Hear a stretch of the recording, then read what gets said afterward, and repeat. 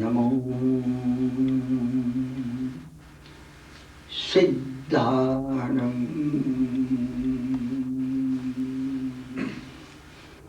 नमो आयर्याणं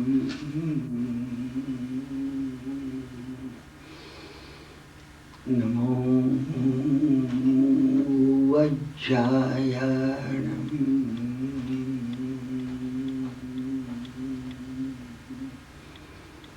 नमो लोहि सब्बसाहूणं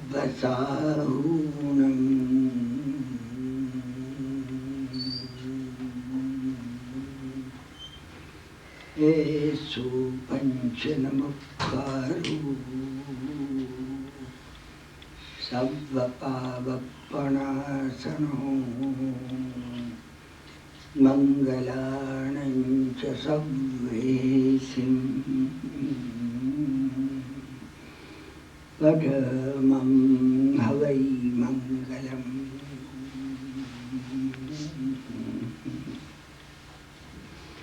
આપણા મંગલાચરણમાં આ પ્રથમ નવકાર જે ધ્વનિમાં નવકાર છે, 68 અક્ષર. મેં એકવાર તમને જેમ કહ્યું એમ આપણા આત્મા પ્રદેશો ઉપર કર્મનો ક્ષય કરવા માટે એક બોમ્બાર્ડમેન્ટ છે. તમે ફીલ કરો શબ્દની અંદર જે ધ્વનિ છે, નમો અરિહંતાણમ, નમો અરિહંતાણમ એ 7 અક્ષરો પરમમ હવૈ મંગલમ સુધીના એ 68 અક્ષરો સિદ્ધિ ગતિ મારું લક્ષ્ય છે. અને આ સિદ્ધિ ગતિ હું અવશ્ય એક દિવસ પ્રાપ્ત કરવાનો છું. કર્મક્ષય, આ નવકાર વડે કર્મક્ષય થવાનો છે. વિલ પાવર ટુ વિલ જેને કહે, હું અને તમે નવકાર ગણી લઈએ, નમો રિયંતાણમ નમો સિદ્ધાણમ પરમમ હવૈ મંગલમ, આપણું મન એકાગ્ર હોતું નથી. નવકાર જયારે ગણીએ ત્યારે આપણે નવકારમાં હોતા નથી. ઘણી ભારે દુઃખદ વાત એ છે, આપણે સાંભળતા આવીએ ત્યારે સાંભળવામાં પણ હોતા નથી. અને જો આપણે આપણને તપાસીએ તો ક્યારેક આપણે બોલતા આવીએ ત્યારે બોલવામાં પણ હોતા નથી હોતા. વિખરાયેલા છીએ આપણે, બિલકુલ વિખરાઈ ગયા છીએ. We have been totally disintegrated.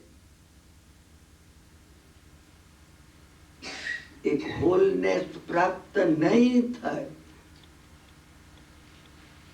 એક હોલનેસ પ્રાપ્ત કરવાનું ધ્યેય, એક હોલનેસ પ્રાપ્ત કરવા માટેનો દ્રઢ સંકલ્પ એ નહીં આવે ત્યાં સુધી મારી અને તમારી ધર્મ પ્રત્યે ગતિ પણ નથી. ધર્મની પ્રાપ્તિની તમે ક્યાં વાત કરો છો? હું ને તમે ધર્મ સમજ્યા નથી. ધર્મ કોઈ પદાર્થ છે, ધર્મ કોઈ વસ્તુ છે. ધર્મ કોઈ વસ્તુ છે. ધર્મ આત્માની અંદર થતી અનુભૂતિ છે, એક અનુભવ છે. આ અનુભવ જો પ્રગટાવવો હોય, અને કોને નથી પ્રગટાવવો? બહુ મૂલ્ય આપીને પણ આપણે આ અનુભવ પ્રગટાવવો છે. આ અનુભવ સંબંધી જાણવું છે. આ જો જાણવા મળે તો હું અને તમે હિમાલય જવા તૈયાર છીએ. આ જાણવા માટે કે શું છે ધર્મ પદાર્થ. મનુષ્ય બને છે. હું મનુષ્ય બન્યો છું. એક દિવસ મનુષ્યત્વ પૂરું થઈ જશે. અને મનુષ્યત્વ પૂરું થઈ જાય એ પહેલા મેં ફોર્મ્યુલા જો ન મેળવી હોય, નિરર્થક ગયું. અને મળવાનું નથી. તમે ભૂલશો નહીં, નથી મળવાનું. 10 દ્રષ્ટાંતે દુર્લભ માનવ ભાવ ભગવાને કહ્યો છે. અમને એનો ખ્યાલ નથી, બિલકુલ ખ્યાલ નથી. આ એક એવી ક્ષણ છે જે જૂની કથાઓમાં આવે છે, રાજકુમારીના સ્વયંવરની, કે જે વખતે રાધાવેદ કરવાનું, આ એક જ મોમેન્ટ છે. જો તમે એ રાધાવેદ ન કરી શકો, કલા તમે આઉટ. રાજકુમારી ગઈ, કઈ રાજકુમારી? તમે સમજો હું બીજી રાજકુમારી મેળવી લઈ. અરે આ મોક્ષની રાજકુમારી છે, કઈ બીજી રાજકુમારી હતી? આ મોકો ગયો, બીજી વાર નહીં મળે. લાખો કરોડો વર્ષ વીતી જશે ત્યારે પાછો ફરી આ મોકો આવે ખરો, ન પણ આવે. અને જો મેં એને તમે ઉપેક્ષા કરી, ઉપેક્ષા, ઇન્ડિફરન્સ, કદી નહીં આવી. મને અને તમને રંજ હશે કે આ મૂલ્ય માનવ ભાવ મેં ગુમાવી દીધો ચિત્રા ભેગા કરવામાં. અને બિલકુલ નિરર્થક, બિલકુલ નિરર્થક. કોઈની નિંદા ને કોઈનું ક્રિટિસિઝમ ને પેલા શું કરે છે ને આ વખતે એ લોકો ક્યાં ગયા ભાઈ વીકેન્ડમાં? અરે તમે ક્યાં ગયા? તમે વિચાર એ કરો કે તમે ને હું ક્યાં ગયા છીએ. આપણે નિરર્થક તમારી શક્તિ ગુમાવી રહ્યા છીએ, ગુમાવી દીધી છે. મોટી મુશ્કેલ વાત છે, વેદના છે, મને ભારે વેદના છે. આ વેદના છે કે આનો આપણે વિચાર પણ કરતા નથી. વિચાર કરવાની faculty, the power of thought મને અને તમને મળ્યા છે, અને છતાં મેં અને તમે વિચાર બિલકુલ કર્યો છે, નેગેટિવ વિચાર કર્યો છે, નિરર્થક. અને પ્રત્યેક નિરર્થક વિચાર, એક નિરર્થક વિચાર મારું અને તમારું મોક્ષ વચ્ચેનું અંતર વધારે છે. તમે એક નેગેટિવ વિચાર કરો અને લાખો કરોડો માઇલ વધારે છેટા ચાલી જશો. આપણને આ ખબર નથી, આપણને એનો ખ્યાલ પણ નથી. હું આવી વાત જયારે કરું છું ત્યારે મિત્રો કહે છે કે અમને ખબર નથી. ખબર નથી એ ગુનો છે. Not to know is the criminal, is the crime. ઘણી વાતો એવી છે તમે કહો મને ખબર નથી, અરે ચાલે.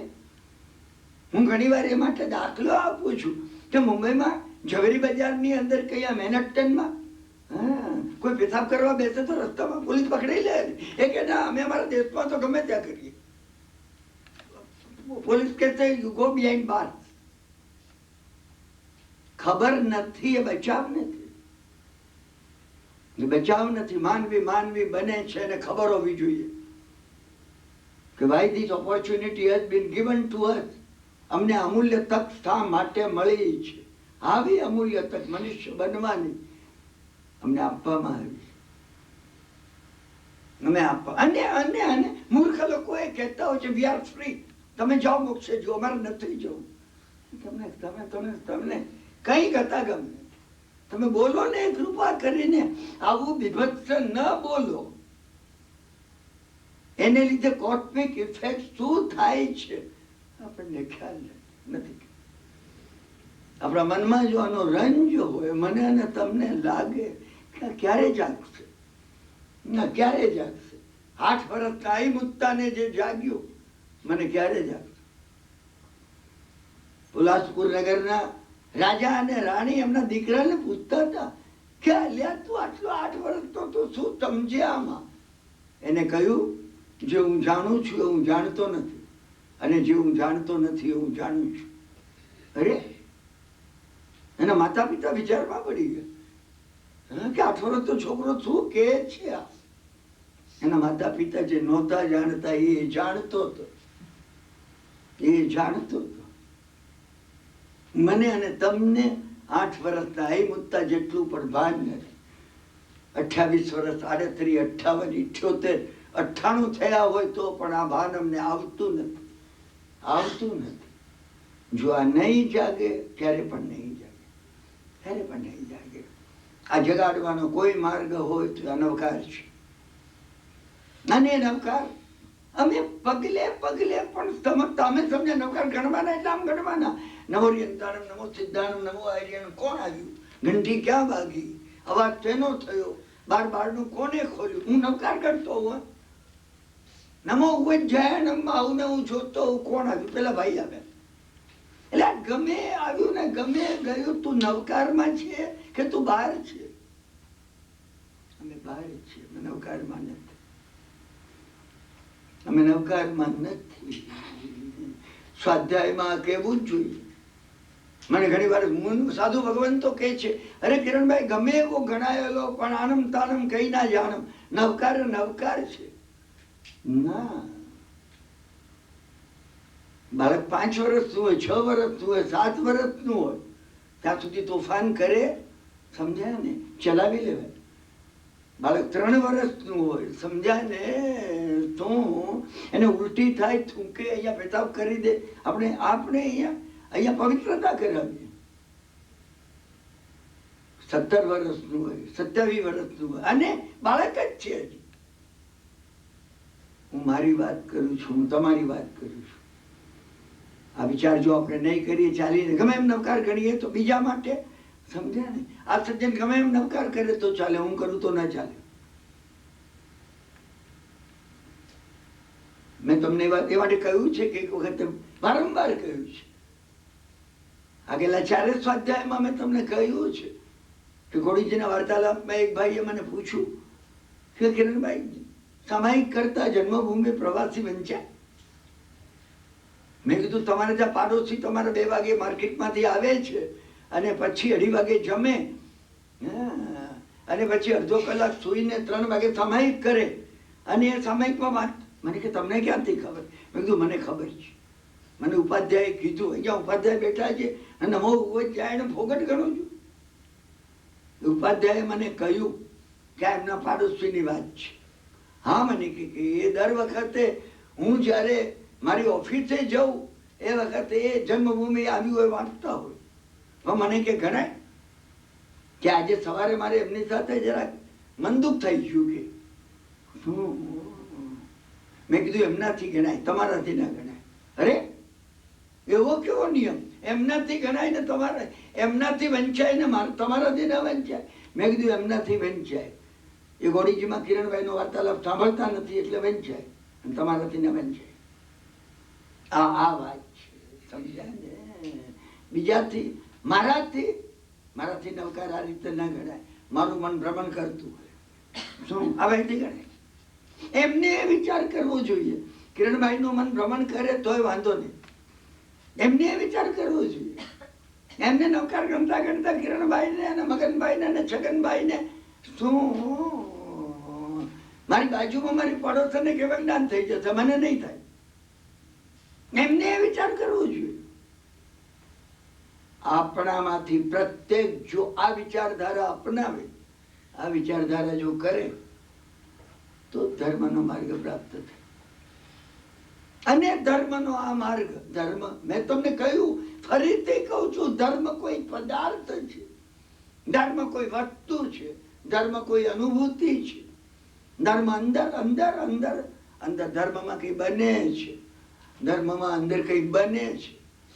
શું ધર્મ સામાન્ય વસ્તુ નથી. જીવનમાં જે ધર્મ જીવે છે, ધર્મ એને જીવાડે છે. તમે આ ભૂલશો નહીં. તમે જો જીવનમાં ધર્મ જીવતા હો, એ વાત મેં તમને વારંવાર કરી છે. એક વખતે ગંગા નદીની અંદર પૂર આવી ગયું અને કાશીની પ્રજા ભયભીત થઈ ગઈ, ડૂબી જશે આખું કાશી. રાજા રાણી અને સારું નગર ભેગું થઈ ગયું. ગંગા વધારે ને વધારે આગળ વધતી ગઈ. રાજાએ કહ્યું કોઈ બચાવે, કોઈ આમાંથી જો બચાવી શકે એમને ખુરશીમાંથી ઊંચો હા હા બેનો ખુરશીમાં બેસાડ્યું ને આરી ગાયા છે ને હા હા.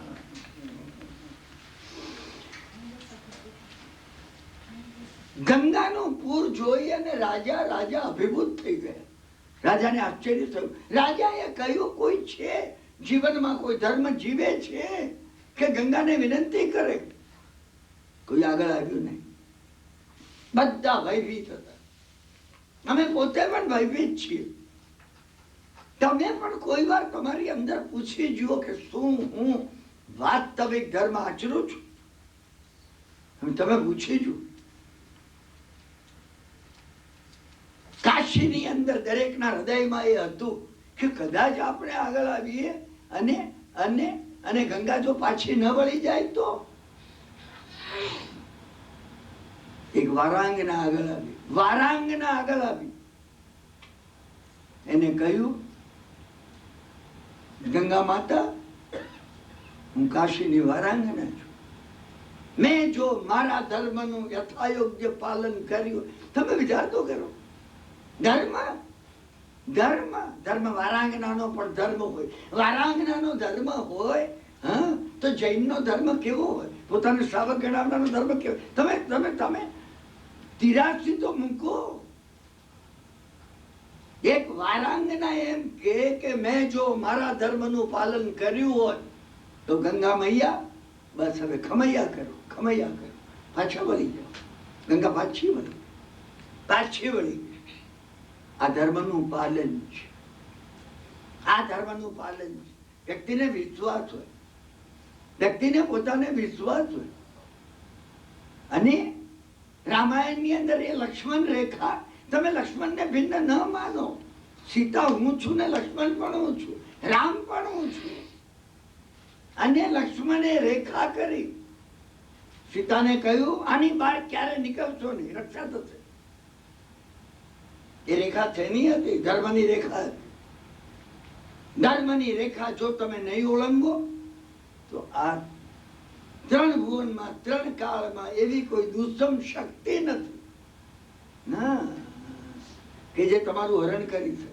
આને જો ધર્મની રેખા ઓળંગી તમે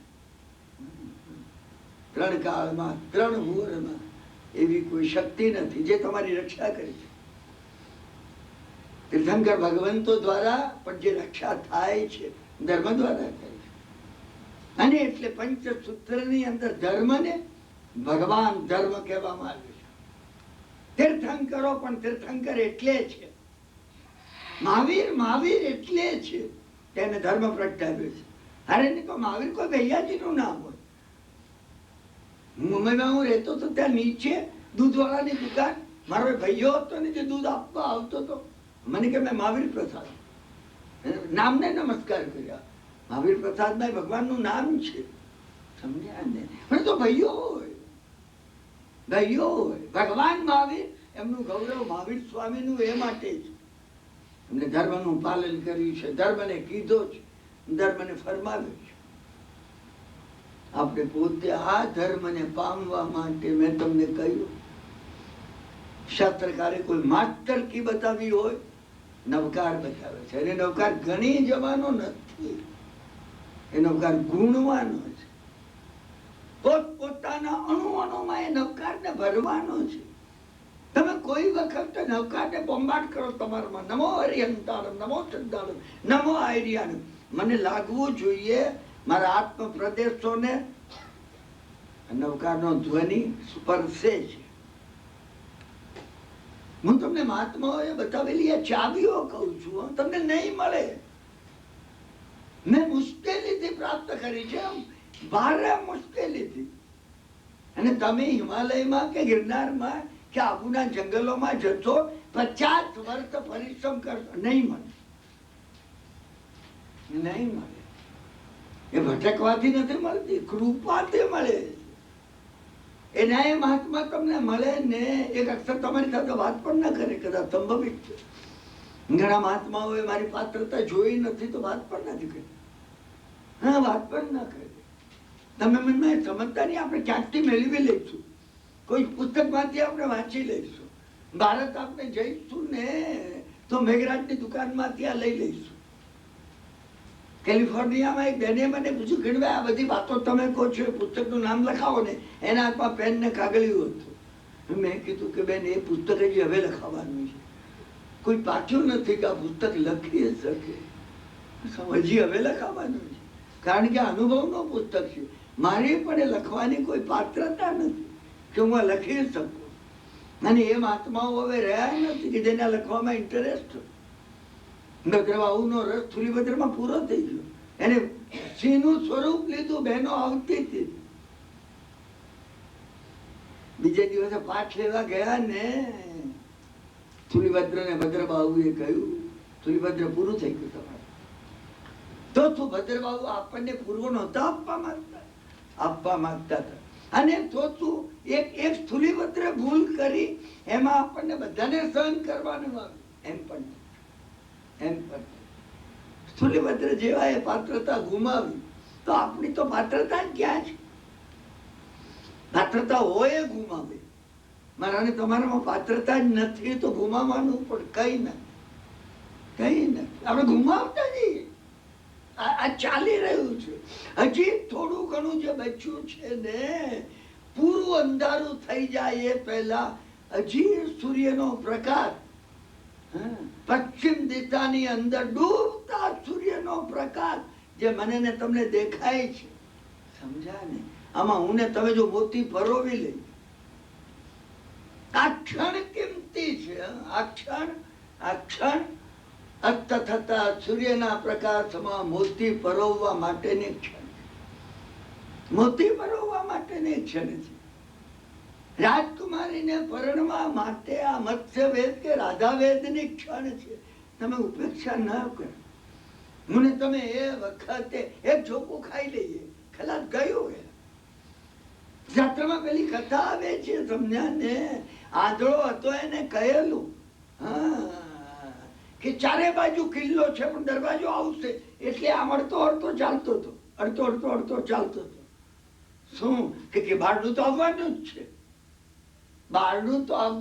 છે. અને આ નગરનો જે કિલ્લો હતો, બારગાંવનો કિલ્લો, આ અંદરના કિલ્લાની વાત છે. અને ચાલતા એક જગ્યાએ જ્યાં દરવાજો આવ્યો ને ત્યાં એને ખરજવાનું મન થયું, એટલે આમ ખરજવા લાગ્યો. એને ખરજતી વખતે ખરજવાનું તો આવે, ખરજ તો આપણામાંથી ગમે ને, એને ઉભા રહેવાનું હતું. એ ઉભો ના રહ્યો. એ તો ખરજ તો ચાલી ગયો, દરવાજો ગયો. હવે પાછો ફરીથી 12 મહિનાનું ચક્કર આવે. એ 12 ગામનું ચક્કર, એ 12 ભવનું ચક્કર. અને મારું ને તમારું આપણું આ ચક્કર છે. આ કથાઓ સામાન્ય નથી, આ કથાઓ અસામાન્ય. મેં તમને કહ્યું એમ આ કથાઓ કોઈ ફોર્મ્યુલા બતાવી. આ કથાની અંદર, આ કથાની પાછળ, આ કથાની ઉપર જો હું ને તમે જઈ શકીએ, આ કથાની આર પાર જો જઈ શકીએ, કોઈ અધ્યાત્મની નવી ફોર્મ્યુલા મને કે તમને પ્રાપ્ત થઈ, આપણે પ્રાપ્ત કરવી છે. આપણે મંગલાચરણ શરૂ કરીએ છીએ. સકલાર્હથનું જે સૂત્ર 24 તીર્થંકરોની ભક્તિ આપણે પૂરી કરવી છે. 1994 વર્ષના આપણા 5મા વર્ષના સ્વાધ્યાયમાં આ સકલાર્હત સૂત્ર 24 તીર્થંકર ભગવંતોની ભક્તિનું સૂત્ર છે. પ્રત્યેકની ભક્તિ કલિકાલ સર્વજ્ઞ ભગવાન હેમચંદ્રાચાર્ય મહારાજે કરી છે. આની પાછળ ઘણું ઊંડાણ છે, સામાન્ય નથી. તમે ઊંડાણમાં જવાનો, એ ઊંડાણને સમજવાનો પ્રયત્ન કરજો. આ 24 તીર્થંકર ભગવંતો એ વિશ્વ વ્યવસ્થામાં આ પડતા કાળની અંદર ઋષભદેવથી ભગવાન વર્ધમાન સ્વામી જેમ થયા, અને પછીના ચડતા કાળની અંદર પદ્મનાભથી ભદ્રકર સુધીના જે તીર્થંકરો થશે, આ 24 તીર્થંકરો, ચડતો આરો અને ઉતરતો આરો, અને મહાવીર ક્ષેત્રની અંદર 20 વિયરમાન તીર્થંકરોથી માંડીને દરેક કાળે જે 20 તીર્થંકરો હોય છે ત્યાંથી માંડીને 160 બીજા તીર્થંકર, એટલે કુલ 170, 5 ભરતના અને 5 ઐરવતના, વધારેમાં વધારે 170 તીર્થંકર ભગવંતો આ સમગ્ર વિશ્વમાં, આ મધ્યની અંદર, આ મધ્યલોકની અંદર આ 170 તીર્થંકરો અજીતનાથ ભગવાનના સમયમાં એક કાળે વિચરતા હતા. અને આવતી 24માં 23મા તીર્થંકરના સમયમાં 170 તીર્થંકરો વિચરશે. આ સમગ્ર વિશ્વની વ્યવસ્થા આ ધર્મ મહાસત્તા ઉપર ચાલી રહી છે. વિજ્ઞાનને વાર છે, જે વિજ્ઞાનને જે ઘણી વાર છે આ સમજવા માટે. આમાં ચાલી રહી છે આ વ્યવસ્થા અધિક અધિક અધિક ચાલશે. અને અને આ તીર્થંકર ભગવંતો એની આ સ્તુતિ છે. હું ને તમે એ ન માનીએ કે આજે વાસુપૂજ્ય સ્વામીની સ્તુતિ છે. કોઈ પણ તીર્થંકરની આ સ્તુતિ હોઈ શકે. વિશ્વોપકારકી ભૂત તીર્થકૃત કર્મ નિર્મિત સુરાસુર નરૈ પૂજ્યો વાસુપૂજ્ય પુનાત્વ. ભગવાન વાસુપૂજ્ય સ્વામીની આ સ્તુતિ છે. શું કે છે? વિશ્વોપકારકી ભૂત, આ સમગ્ર વિશ્વને ઉપકાર કરવા માટે, સમગ્ર વિશ્વને ઉપકાર કરવા માટે, સમગ્ર વિશ્વને ઉપકાર કરવા માટે તીર્થકૃત કર્મ નિર્મિત. પોતે ઉપકાર કરવા માટે કર્મ બાંધ્યું. તીર્થંકર ભગવંતો તીર્થંકર નામ કર્મ બાંધે છે. આ માટે બાંધે. તમે સામાન્ય વ્યક્તિનો વિચાર કરો ને તીર્થંકરનો વિચાર કરજો. સામાન્ય વ્યક્તિ મારો મોક્ષ કેમ જલ્દી થાય? આ સામાન્ય વ્યક્તિ છે.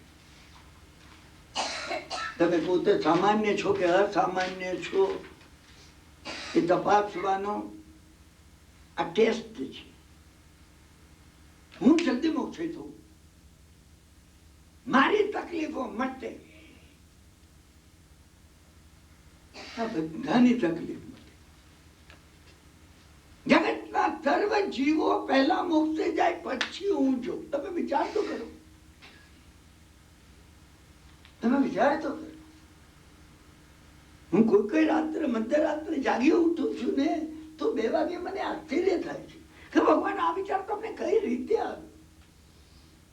તમે પહેલા મારો મોક્ષ ઈચ્છો. મહાવીર સ્વામીએ આપણો બધાનો ઈચ્છો. એમને જો સિલેક્શન પૂછવામાં આવ્યું હોત ને કે આ કિરણભાઈ મોક્ષે જાય કે ભગવાન તમને પહેલા મોક્ષે જવું છો, બોલો. કે કિરણભાઈ ને મોક્ષ. અને હું ટિકિટની લાઈન હોય છે ને તો જોઉં કે ક્યાંથી ઘૂસી જવું આગળ. 200 જણ ઉભા હોય ને તો મને લાગે કઈ જરા ખાલી જગ્યા છે તો આમ જઈને આમ ઉભો રહું ને પછી ધીરે ધીરે આગળ આવી અને લાઈનમાં ગોઠવાઈ જવું. હવે તો એ બનતું નથી. પાછળ બધા છબરા બજાય મિસ્ટર એ ચશ્માવાળા બાજુ પર પછી ક્યાં આવી ગયો તું? હવે તો માણસો હોશિયાર થઈ ગયા છે. શું પણ જો ઘૂસવા મળે. અમારી ને તમારી વાત છે. તીર્થંકરત્વ કેટલું કપરું છે તમે વિચાર કરજો. ભગવાને કર્મ બાંધ્યું. હું ઘણી વાર કહું છું, કદી કહેતો નહીં કે તારા 12 વર્ષ તપ કરવું પડ્યું વર્તમાન થાય. બાપરાના કર્મ બહુ ચીકણા હતા એટલે મૂડી ગાળ છે આ ભગવાનને. અરે એમના કર્મ ચીકણા હતા, મારા જેવા પાકવાના હતા ને એટલે સારા 12 વર્ષ એમને તપ કર્યું. આવતી ભાવિ પ્રજાને 5મા હરાના અંત સુધી પોતે એવી ફોર્મ્યુલા આપી શકે કે પડતા કાળમાં પણ વ્યક્તિ પોતે પોતાના ધર્મનો માર્ગ શોધી શકે. આ એમનો ઔદાર્ય હતું. ઔદાર્ય હતું. તમે કહેશો નહીં આ નાના કિરણભાઈ તો પોતાના કર્મ પોતાને ભોગવ. તમે લોજિકમાં પડશો ને.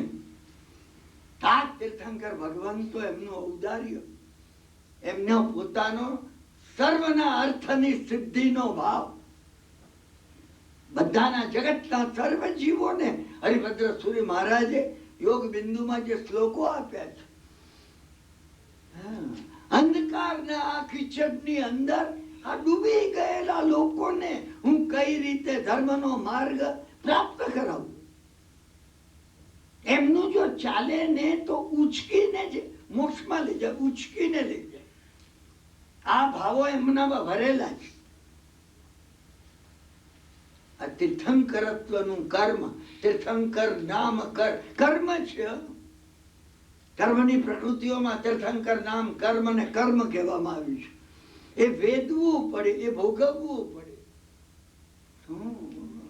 એમને તીર્થંકરને દેશના આપવી જ પડે.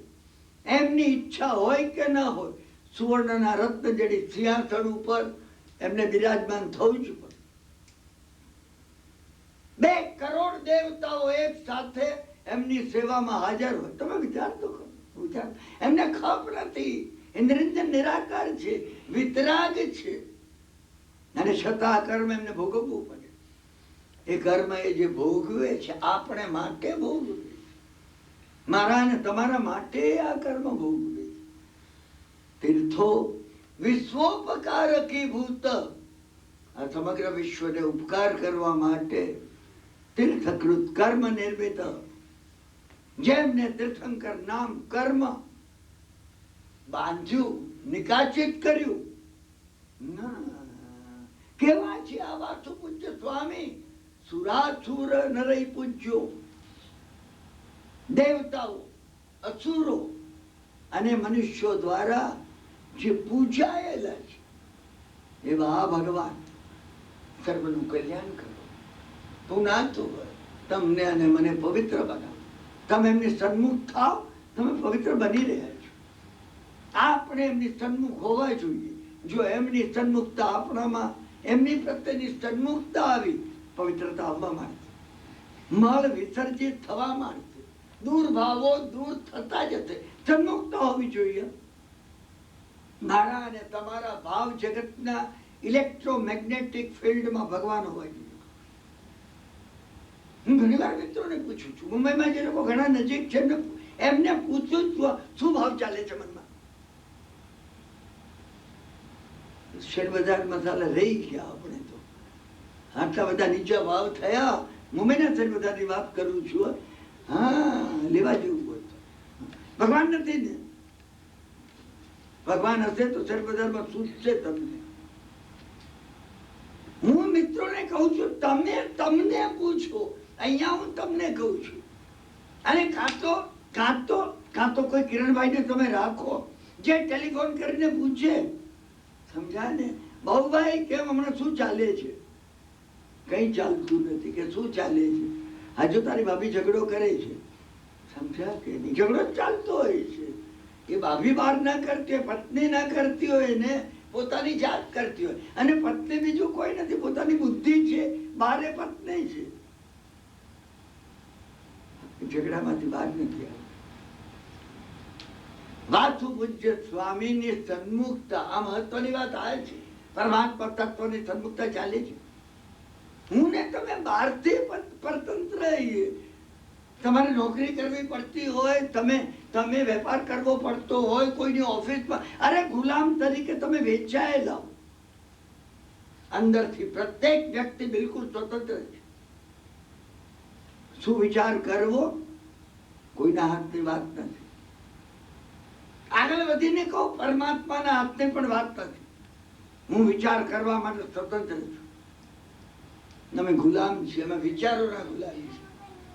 અમે વિચારોના ધારાવાહી વિચારો માણસમાં આવતા જ હોય છે, આવતા જ હોય છે, આવતા. આ વિચારને અટકાવવાનો, એને રોકવાનો, ટ્રેન્ડ ઓફ થોટ બદલવાનો કોઈ દાડો અમે પ્રયત્ન કર્યો. અમે પ્રયત્ન કર્યો ને. ભગવાન વાસુ પૂજ્યની સન્મુખતા જ અમને આવો પ્રયત્ન કરાવી શકે. ભગવાન વાસુ પૂજ્યની સન્મુખતા અમને આવા પ્રયત્નમાં સફળતા અપાવી શકે. વાસુ પૂજ્ય પુરાતવ ભગવાન વાસુ પૂજ્ય તમે પવિત્ર. તમે ને હું એ ભગવાન વાસુ પૂજ્યને સામે રાખી, વાસુ પૂજ્યને સામે રાખી. રક્ત લાલ છે વર્ણ જેનો એવા ભગવાન વાસુ પૂજ્ય તપ સમ્યક તપમાં બિરાજમાન છે. એની સન્મુખતા તપ શરૂ થઈ ગયું. મને ઘણા પૂછે છે કે ભાઈ તપ અમારાથી થતું નથી, અને મને ઘણા કહે છે કે ભાઈ હું તો અમે તો તપ કરી. એ બંને માટે મને ગ્લાનિ છે. તપ કરનારને હું પૂછું છું કે જે તારે ઉપવાસ હોય, એકાત્રણું હોય, આંબીલ હોય, સતત વાસુ પૂજ્ય સામે છે. તપ એટલે તપનો અર્થ આ છે, appointment with the God.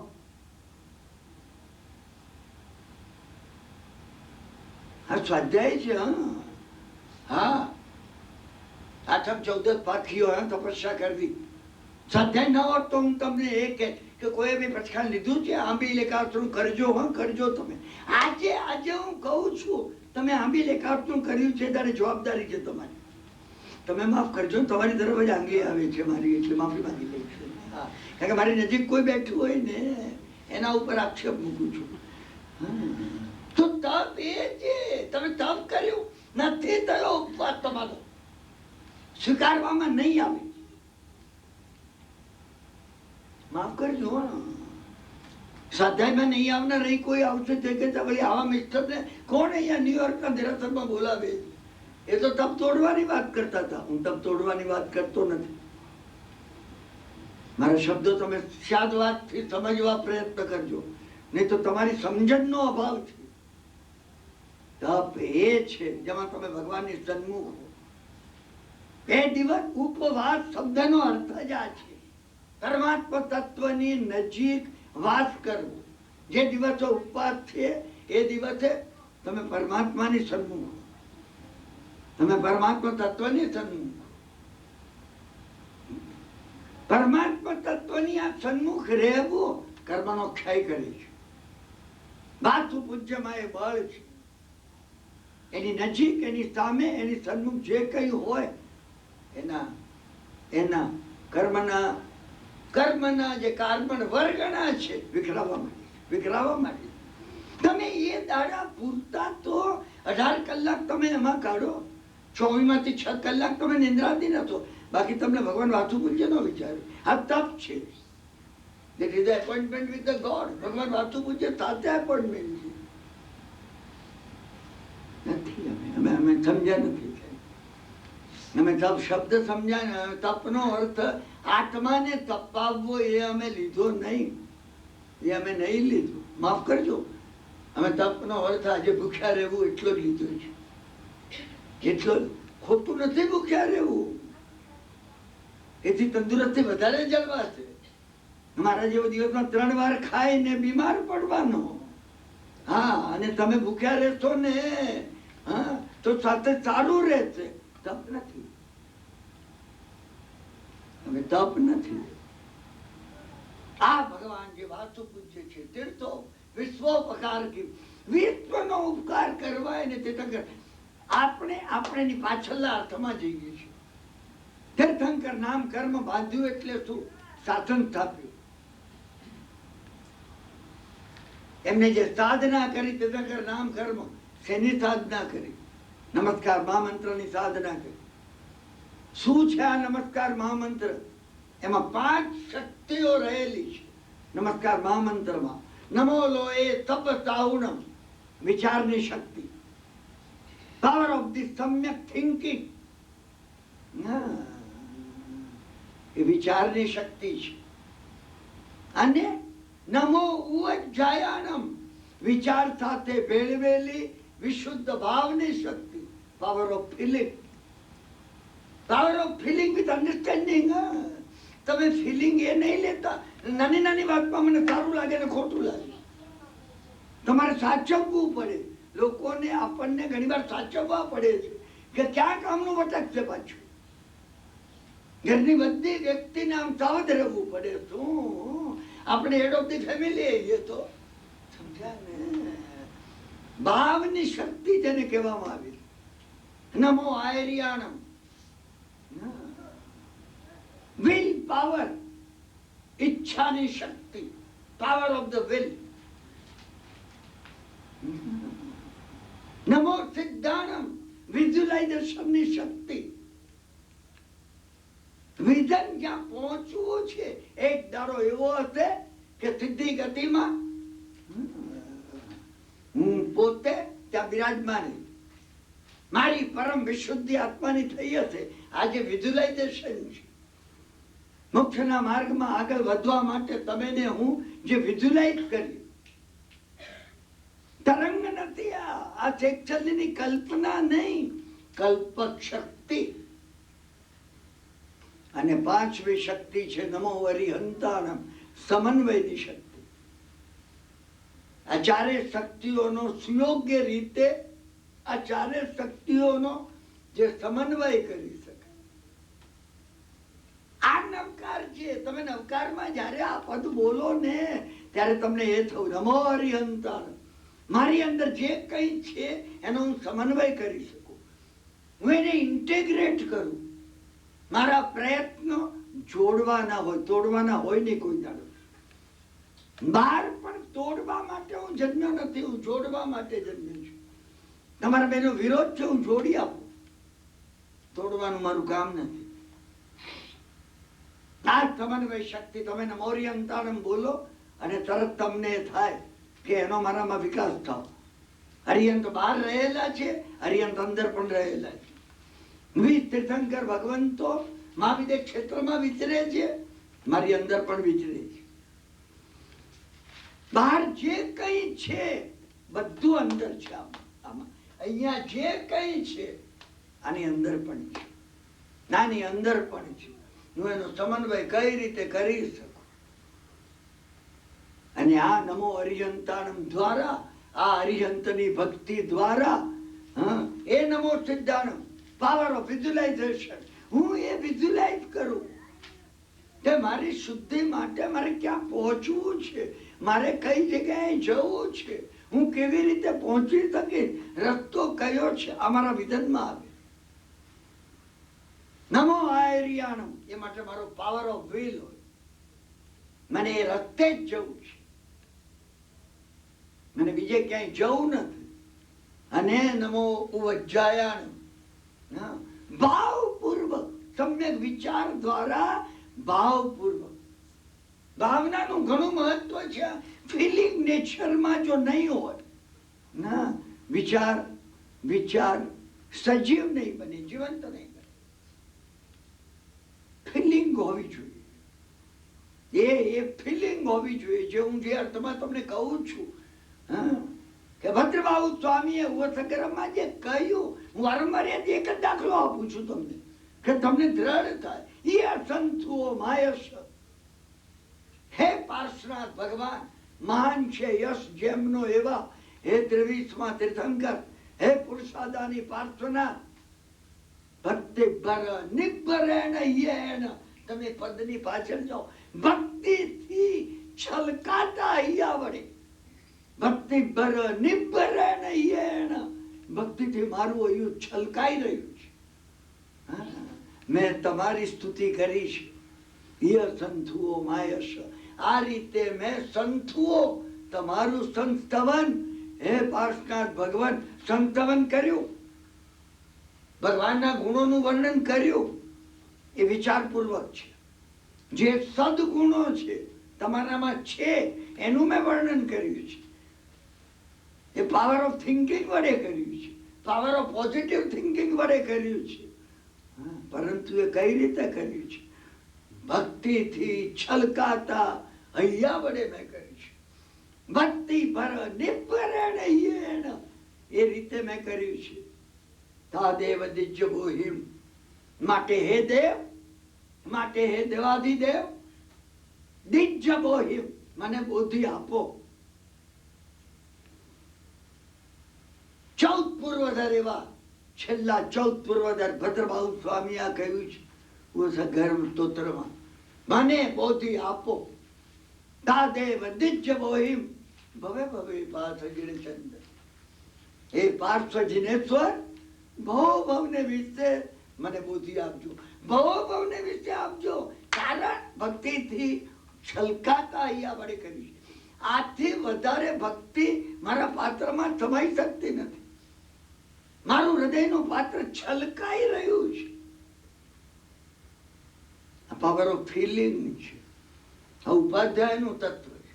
Power of feeling હોવી જોઈએ, અને પાવર ઓફ ફિલિંગ પણ થોટ વડે હોવી જોઈએ. અને નમો લો એ સબ સાહુન, વિચાર શક્તિ હોવી જોઈએ. હું માનવી છું, મારું એક જ કામ છે પરમાત્મા તત્વને પ્રાપ્ત કરવાનું. મૂળ કામ એ છે, હું દુકાન ચલાવું, ઘર ચલાવું, હું મારા બાળકોને મોટા કરું, એમની વ્યવસ્થા કરું. લક્ષ્ય મૂળ ક્યાં છે?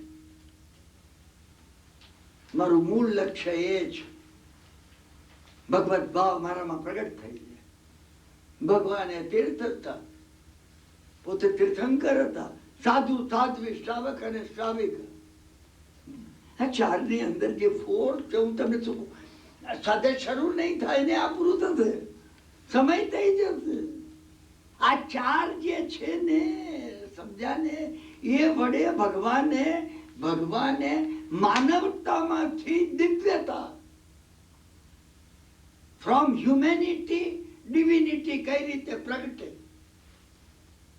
પહેલા તો પશુતા આપણે ઓળંગી જવાની છે. તમે દર વખત વિચાર કરજો, ઝૂંટવી લેવાનો મારો ભાવ છે કે આપવાનો છે.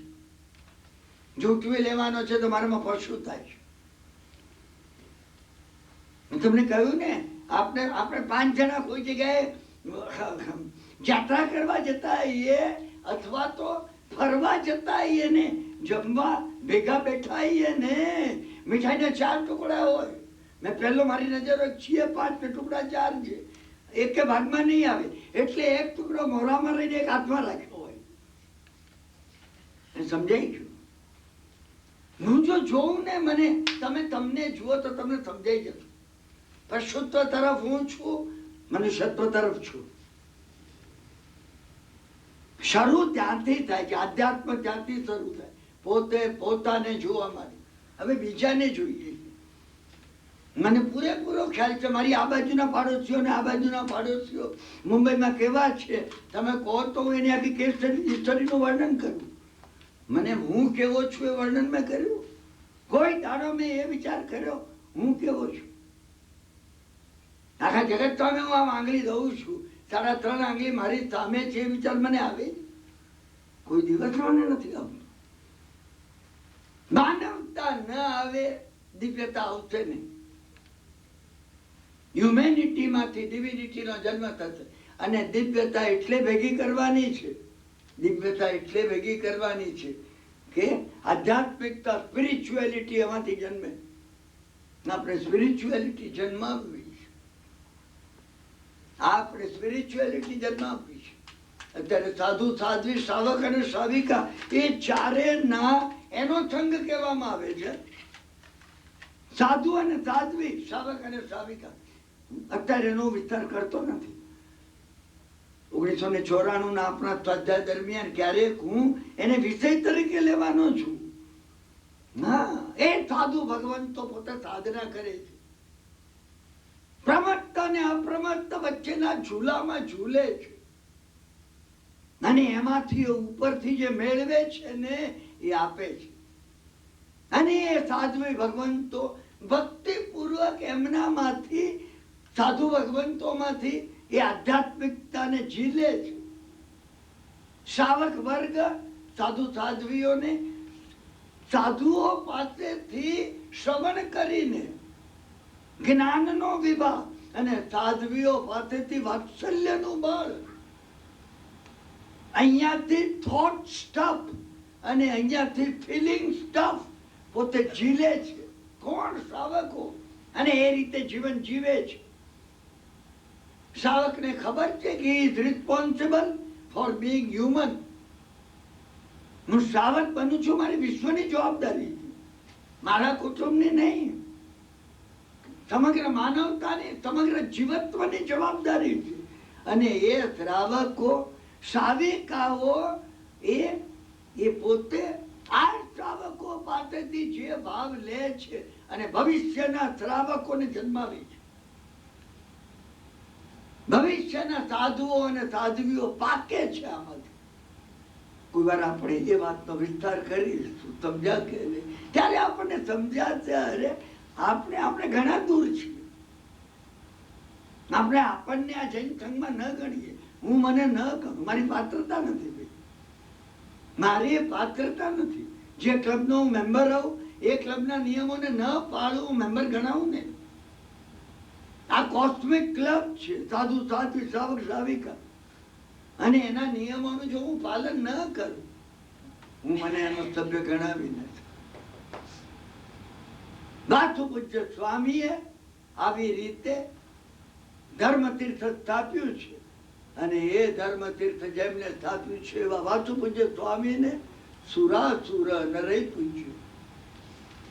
સુર, અસુર અને મનુષ્યો વડે જે પૂજાયેલા છે, વાસુ પૂજ્ય પુનાતુ એવા વાસુ પૂજ્ય, એવા વાસુ પૂજ્ય આપણને સર્વને પવિત્ર બનાવે. જો આપણે એમની સન્મુખ થઈએ, આપણે આપણું સ્વાધ્યાય શરૂ કરીએ. હવે પૂરું થવાનો સમય આવે છે ત્યારે હું શરૂ કરું છું. હા, એ જુઓ તમે, મને ઘણા કહેતા હોય છે, ઘણા મને મુંબઈમાં પણ કહેતા હોય છે કે કિરણભાઈ તમે મંગલાચરણ એટલું ચલાવો છો. મેં તમને એકવાર આગલા સ્વાધ્યાયમાં એ કહ્યું હતું શું કે લાઈફ અને ટાઈમના ખબર પત્રીએ એકવાર બર્નાર્ડ શોને પૂછ્યું હતું કે બીજા ઘણા નાટ્ય લેખકો છે. બર્નાર્ડ શો પ્રખ્યાત નાટ્ય લેખક થઈ ગયા કે ઘણા નાટ્ય લેખકો છે, એ નાટક ઉપર પ્રસ્તાવના લખે. નાટક 100 પાનાનું હોય તો પ્રસ્તાવના 15 પાનાની 10 પાનાની હોય નાટક સમજાવવા માટે. તમારી પ્રસ્તાવના 150 પાનાની હોય છે અને નાટક 15 પાનાનું હોય. બર્નાર્ડ શોએ કહ્યું એ લોકો નાટક ઉપર પ્રસ્તાવના લખે છે, હું પ્રસ્તાવના ઉપર નાટક લખું છું. મારું પણ આવું જ છે. તમે જો મને પૂછો ને, ઘણી વખત મંગલાચરણ એ માટે હોય છે, સમજ્યા ને, કે વાર્તાલાપ ઉપર મંગલાચરણ હોય કે ભાઈ આ મંગલાચરણ કરીને હવે આપણે વાર્તાલાપમાં જઈએ છીએ. હું વાર્તાલાપ મંગલાચરણ ઉપર આપું છું. માફ કરી મને, મારા મનથી મંગલાચરણનું મહત્વ એટલું બધું છે. આપણે આજનો સ્વાધ્યાય શરૂ કરીએ છીએ. મને એક કથા યાદ આવી છે અને એ કથા વિક્રમ રાજાની છે. કથા કોઈ હોય તો એ વિક્રમની છે. કથા કોની છે અને કોણ છે આ વિક્રમ? વિશેષ પ્રકારે પરાક્રમ ફોરવી શકે, વિશેષ પ્રકારે પરાક્રમ ફોરવી શકે એવું સમ્યક દ્રષ્ટિ આત્મા આ વિક્રમ છે. હું અને તમે જો વિક્રમ બની શકે, બનવાનું છે, વિક્રમ બનવાનું છે. મેં તમને કહ્યું એમાં વાર્તા નથી, આ કથા છે. કથા શરૂ થાય છે, દરેક કથા કોઈ સ્પેસ ટાઈમમાં શરૂ થાય છે ને આ કથા પણ કોઈ સ્પેસ ટાઈમમાં શરૂ થાય છે. સ્પેસ કઈ છે? આ કથા શરૂ થવાનું સ્થાન કયું છે? ક્ષિપ્રા નદીને કિનારે ઉજ્જૈની નામનું મહાનગર આવેલું. આ ઉજ્જૈની નામનું મહાનગર અને આ ક્ષિપ્રા નદીનો કિનારો એ સ્પેસનું વર્ણન કર્યું. અને ટાઈમ કયો છે? 2500 વર્ષ પહેલાનો નથી વિક્રમ રાજાથી, કે આજનો છે, અત્યારનો છે. આ ક્ષિપ્રા નદી ક્યાં છે? અહીંયા છે, મારી અંદર છે. ઉજ્જૈન બહાર નથી. અહીં હાજર રહેલા દરેકમાં ઉજ્જૈન ને ક્ષિપ્રા નદી છે. તમે ઉડા જજો. મને વાર્તા કેવી નથી, મને ભગવાને કહેલી કથા કેવી છે. વિક્રમ રાજાની આ કથાઓ જે કહેવામાં આવી છે, સિંહાસન 32 જૈનાચાર્યોએ લખેલી છે. ક્ષિપ્રા નદીને કિનારે ઉજ્જૈન નામનું એક નગર. નદી વહેતી હોય છે, નગર સ્થિર હોય છે. કોઈ વાર એવું ના બન્યું કે નદી સ્થિર હોય ને નગર વહેતું હોય. ના ના ના, નદી જ વહેતી હોય. એક નદીને કિનારે ઘણા નગર હોય. ગંગા નદીને કિનારે કેટલા નગર છે તમે જુઓ. નદીને કિનારે ઘણા નગર હોય. જવલ્લે એવું છે કે એક નગર ઉપર એક કરતા વધારે નદીઓ હોય. એક કરતા વધારે નદી હોય તો નગર તીર્થ બની જાય. વારણ અને અસ્થિ એ 2 નદીઓ, બનારસ તીર્થ બની ગયું, કાશી બની ગયું. ગંગા, યમુના અને સરસ્વતી અલ્હાબાદ તીર્થ બની ગયું. એક કરતા તમે ઊંડા જજો. નદી વહેતી હોય, નગર સ્થિર હોય. એક ગતિ છે, બીજી સ્થિતિ છે. તમારામાંથી જે ધર્માસ્તિકાય અધર્માસ્તિકાય શીખ્યા હોય, હા, ધર્માસ્તિકાય એટલે ગતિ, ઉભો હોય ને ચાલવાનો ધક્કો મારે એ ધર્મ. અરે પણ એને જીવન જોડે લગાડવાનું છે. એ ધર્માસ્તિકાય ને અધર્માસ્તિકાય નો અર્થ તમારી ને અમારી પ્રેક્ટિકલ લાઈફમાં શું? તમે એની પાછળ જજો. ભગવાને કહેલા એ તત્વો સમગ્ર જીવનમાં વ્યાપ્ત થયેલા છે. મારે ને તમારે એને જોવા પડશે. અમે એને સ્ટેટિક બનાવી દીધા. આપણે એને સ્ટેટિક બનાવીએ તો નહીં ચાલે. અને દરેક નદી કિનારે જે નગર હોય, નગરમાં કોઈ રાજા હોય જ. નગરમાં રાજા હોવો જ જોઈએ. આ નગર છે, આ રાજગૃહ નગર છે, સૈનિક રાજા રાજ કરતો હોવો જોઈએ, હોવો જોઈએ. અને આ નગર છે ઉજ્જૈન, વિક્રમ રાજા હોવો જોઈએ. જો વિક્રમ રાજા નહીં હોય તો સિંહાસન ઉપર અજામ બેઠો હતો. અજામ બેઠો. અત્યારે હું અજામની વાત નથી કરતો, નહીં તો આ કથા જ આગળ નહીં ચાલે. શું ઉજ્જૈની નગરીમાં વિક્રમ નામનો રાજા રાજ કરતો. રાજાનું કામ એ છે રાજ્યની વ્યવસ્થા સંભાળવાનું, પ્રજાજનોને સુખ શાંતિ આપવાનું. વિક્રમ એ રાજા હતો. રાજ તે ઇતિ રાજન, જે પ્રકાશે છે એ રાજા છે. મારા ને તમારામાં કોણ પ્રકાશે છે? ડોક્ટર જેકીલ કે મિસ્ટર હાઇડ? આપની અંદર કોણ પ્રકાશે છે? સમ્યક ભાવ પ્રકાશે છે કે મિથ્યાત્વ પ્રકાશે છે? મારા ને તમારા સિંહાસન ઉપર કોણ બેઠું છે? તમારે વિચાર કરવો પડશે. મને આ કથા વાર્તા એન્ટરટેનમેન્ટ અને સંભળાવવા માટે હોય છે. કથા વિચાર કરવા માટે છે. તમે આમાં વિચાર કરો. રાજા એ છે ને, વિક્રમ રાજા એ હતો કે રાત પડે કે નગર ચર્ચા જોવા નીકળે. એના કરતા તમે તમારી નગર ચર્ચા જોઈ અંદર? હું ને તમે અંધારામાં કોઈ વાર નીકળ્યા છીએ કે મન શું કે છે, બુદ્ધિ શું કે છે, ચિત્ત શું કે છે, આપણી વૃત્તિઓ અંદર શું કે છે, આપણી વૃત્તિઓ શું કે છે? હું પોતે મારુતિ ગાડી લઈ અને વાલકેશ્વર દેરાસર ગયો ને કોઈનું બ્યુક જોઈ, કોઈની મનમાં શું થયું કે આપણું ઠાઠિયું ક્યારે જશે, હવે આપણે ક્યારે લઈ શક્યું? તો આ વિક્રમ રાજા અંધાર પછેડો ઓડી નગર ચર્ચા જોઈ. તમે ને મેં પોતામાં નગર ચર્ચા જોઈ? કોઈ જાણ નગર ચર્ચા જોવાની. કથા શરૂ થાય છે, કથા આગળ ચાલે છે. વિક્રમ રાજા એ અંધાર પછેડો જે છે, શું છે અંધાર પછેડો? વિક્રમ રાજાની કથામાં આવે છે લઘુ લાઘવી નામની એ વિદ્યા છે.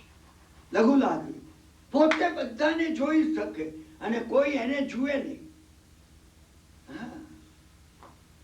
મને એક વખત ગોળીજીમાં એક બેને પૂરું થયા પછી મને કીધું કે કિરણભાઈ મને જરા લઘુ લાઘવી વિદ્યા લખાવો. મેં કીધું બેન લાવ કાગળ પેન્સિલ. ના મને કે હું લખું છું કે મને ટૂંકી છે કે મોટી છે? હા, મેં કહ્યું 68 છે. આ નવકારે લઘુ લાઘવી વિદ્યા છે. તમે બધાને પોતાથી ચડિયાતા માનો અને તમે બધામાંથી સદગુણ અંગીકાર કરવા પ્રયત્ન કરો છો. લઘુ લાઘવી વિદ્યા થઈ ગઈ. લઘુ લાઘવી વિદ્યા એ નવકાર છે. પંચ નમસ્કાર એ લઘુ લાઘવી વિદ્યા છે. વિક્રમે એ લઘુ લાઘવી વિદ્યા સિદ્ધ કરી.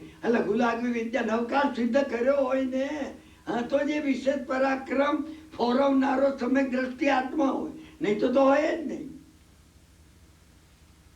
અંધાર પછેડો ઓળી અને વિક્રમ જઈ રહ્યો. દરેક જગ્યાએ તમારે સ્ટેશન કરવું પડશે.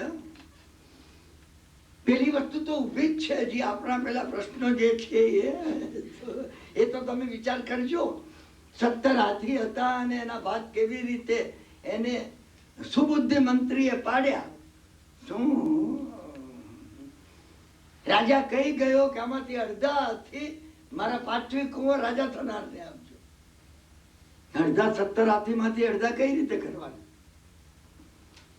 અને પછી વધે એના 2/3 મારા નાના દીકરાને આપજો, ફટાયાને આપજો. અને પછી વધે એના 2/3 મારી દીકરીને આપજો. સુબુદ્ધિ મંત્રીએ કીધું કે કઈ વાંધો નહીં. સુબુદ્ધિ મંત્રી હાથી ઉપર બેસીને આવ્યા. 18 હાથી થયા. 9 હાથી અને 5મી કુંવરને જે રાજા થયો એને આપ્યા. બાકીના 9 વધ્યા. એમાંથી 2/3 6 હાથી પેલા નાનાને આપ્યા. બાકીના 3 વધ્યા. એમાંથી 2 હાથી રાજકુમારીને મોકલી આપ્યા. પોતાનો 1 હાથી બચ્યો. 1 હાથી પર બેસીને ઘેર ગયો. ભગવાન શું કહેવા માંગે છે તમે વિચાર કરજો. તમે ચલાવજો. મેં તમને 2 પ્રશ્ન કીધા ને. મને ગઈકાલે મેં કહ્યું કોઈ મિત્ર મળ્યા એને કે 2 પ્રશ્ન બાકી છે. મને મિત્રે કીધું 3 બાકી છે. મેં કીધું મને યાદ નથી આવતો. મને કે ગયા વર્ષનો 1992 થી એક ચાલ્યો આવે છે. સમજ્યા ને? હા, કે શાલીભદ્રને 32 પત્ની કેમ હતી? એમાં એકે મરીએ નહીં ને એક વધીએ નહીં. નહીં તો રાજગૃહની અંદર મારે દીકરી હોય ને, ભદ્રા માતાને જઈને કહું કે હવે તમારે આટલી પેટીઓની પેટીઓ આવે છે, મારી એક દીકરી શાલીભદ્રને પરણાવી દઈએ. તેત્રી પણ નહીં. અને બધી જગ્યાએ 32 ની વાત આવે છે. કાકંડીના ધનના ને 32 પત્નીઓ હતી. સૈનિક રાજાને 32 પત્નીઓ હતી. હું તમને 32 નામ લખાવું. જેને 32 એ કઈ કહેવા માંગે છે. શાસ્ત્રકારને કઈ કહેવું છે. તમે મનમાં એમ નહીં તો બધા 32 પત્નીઓ એટલે શું કે આરબ લોકો જે આરબના શેખ છે ને, જેટલી આવે એટલી પરણે જાય? ના ના ના, એને કઈ જુદું કહેવું છે. અને 32 પત્નીની વાત, આ સિંહાસન 32 એ 32 ની વાત છે. દાંતની 32 એ 32 ની વાત છે. સિદ્ધસેન દિવાકરે અને અશોક વિજયજી મહારાજે ભગવાનની સ્તુતિ કરી 32 શ્લોકની 32. તમે વિચાર કરજો. મને તમને કહેવું છે, તમે 1994 ના સ્વાધ્યાયમાં તો જ આવજો કે તમારે આ સંચાર ચાલુ કરવા હોય તો .com. તમને લાગે કે આ પ્રોબ્લેમ જો આ કિરણભાઈ આપવાના હોય ને, ન જવું વધારે સારું છે. જહાજ છું આમ, ઘણી ખુશીથી ઘેર રહેજો તમે. મારે ઘણા પ્રોબ્લેમ તમને આપવા છે કે તમે વિચાર કરતા થઈ જાઓ. તમે જો વિચાર કરતા ન થાવ તો કોઈ અર્થ નથી. અહીંયા પણ આ જ વાત છે. અંધાર પછડો ઓડી રાજા વિક્રમ મધ્યરાત્રિ વીતી ગઈ હતી અને એ વખતે ઉજ્જૈનમાં રસ્તામાં જઈ રહ્યા હતા. કોઈ એને જોતું નહોતું, એ બધાને જોતા હતા. જૂની કથાઓમાં આવી ચીજો જે આવે છે, ભારે રહસ્ય છે. ભારે એ કથાઓ કહે છે કે તમે અમને ઉગાડો, તમે અમને શોધો, તમને અમૂલ્ય ચિંતામણી રત્ન પ્રગટ થશે, આમાંથી મળશે. રાજા જઈ રહ્યો તો આપણે કથામાં થોડા ખાય છે. રાજા જઈ રહ્યો હતો અને એટલામાં એને જોયું કે પ્રધાનનો મહેલ જે હતો એના બારણામાંથી ઉઘાડી અને પ્રધાનની યુવાન છોકરી બહાર નીકળી. રાજાને આશ્ચર્ય થયું. આટલી મધ્યરાત્રે આ પ્રધાનની દીકરી ક્યાં જાય છે?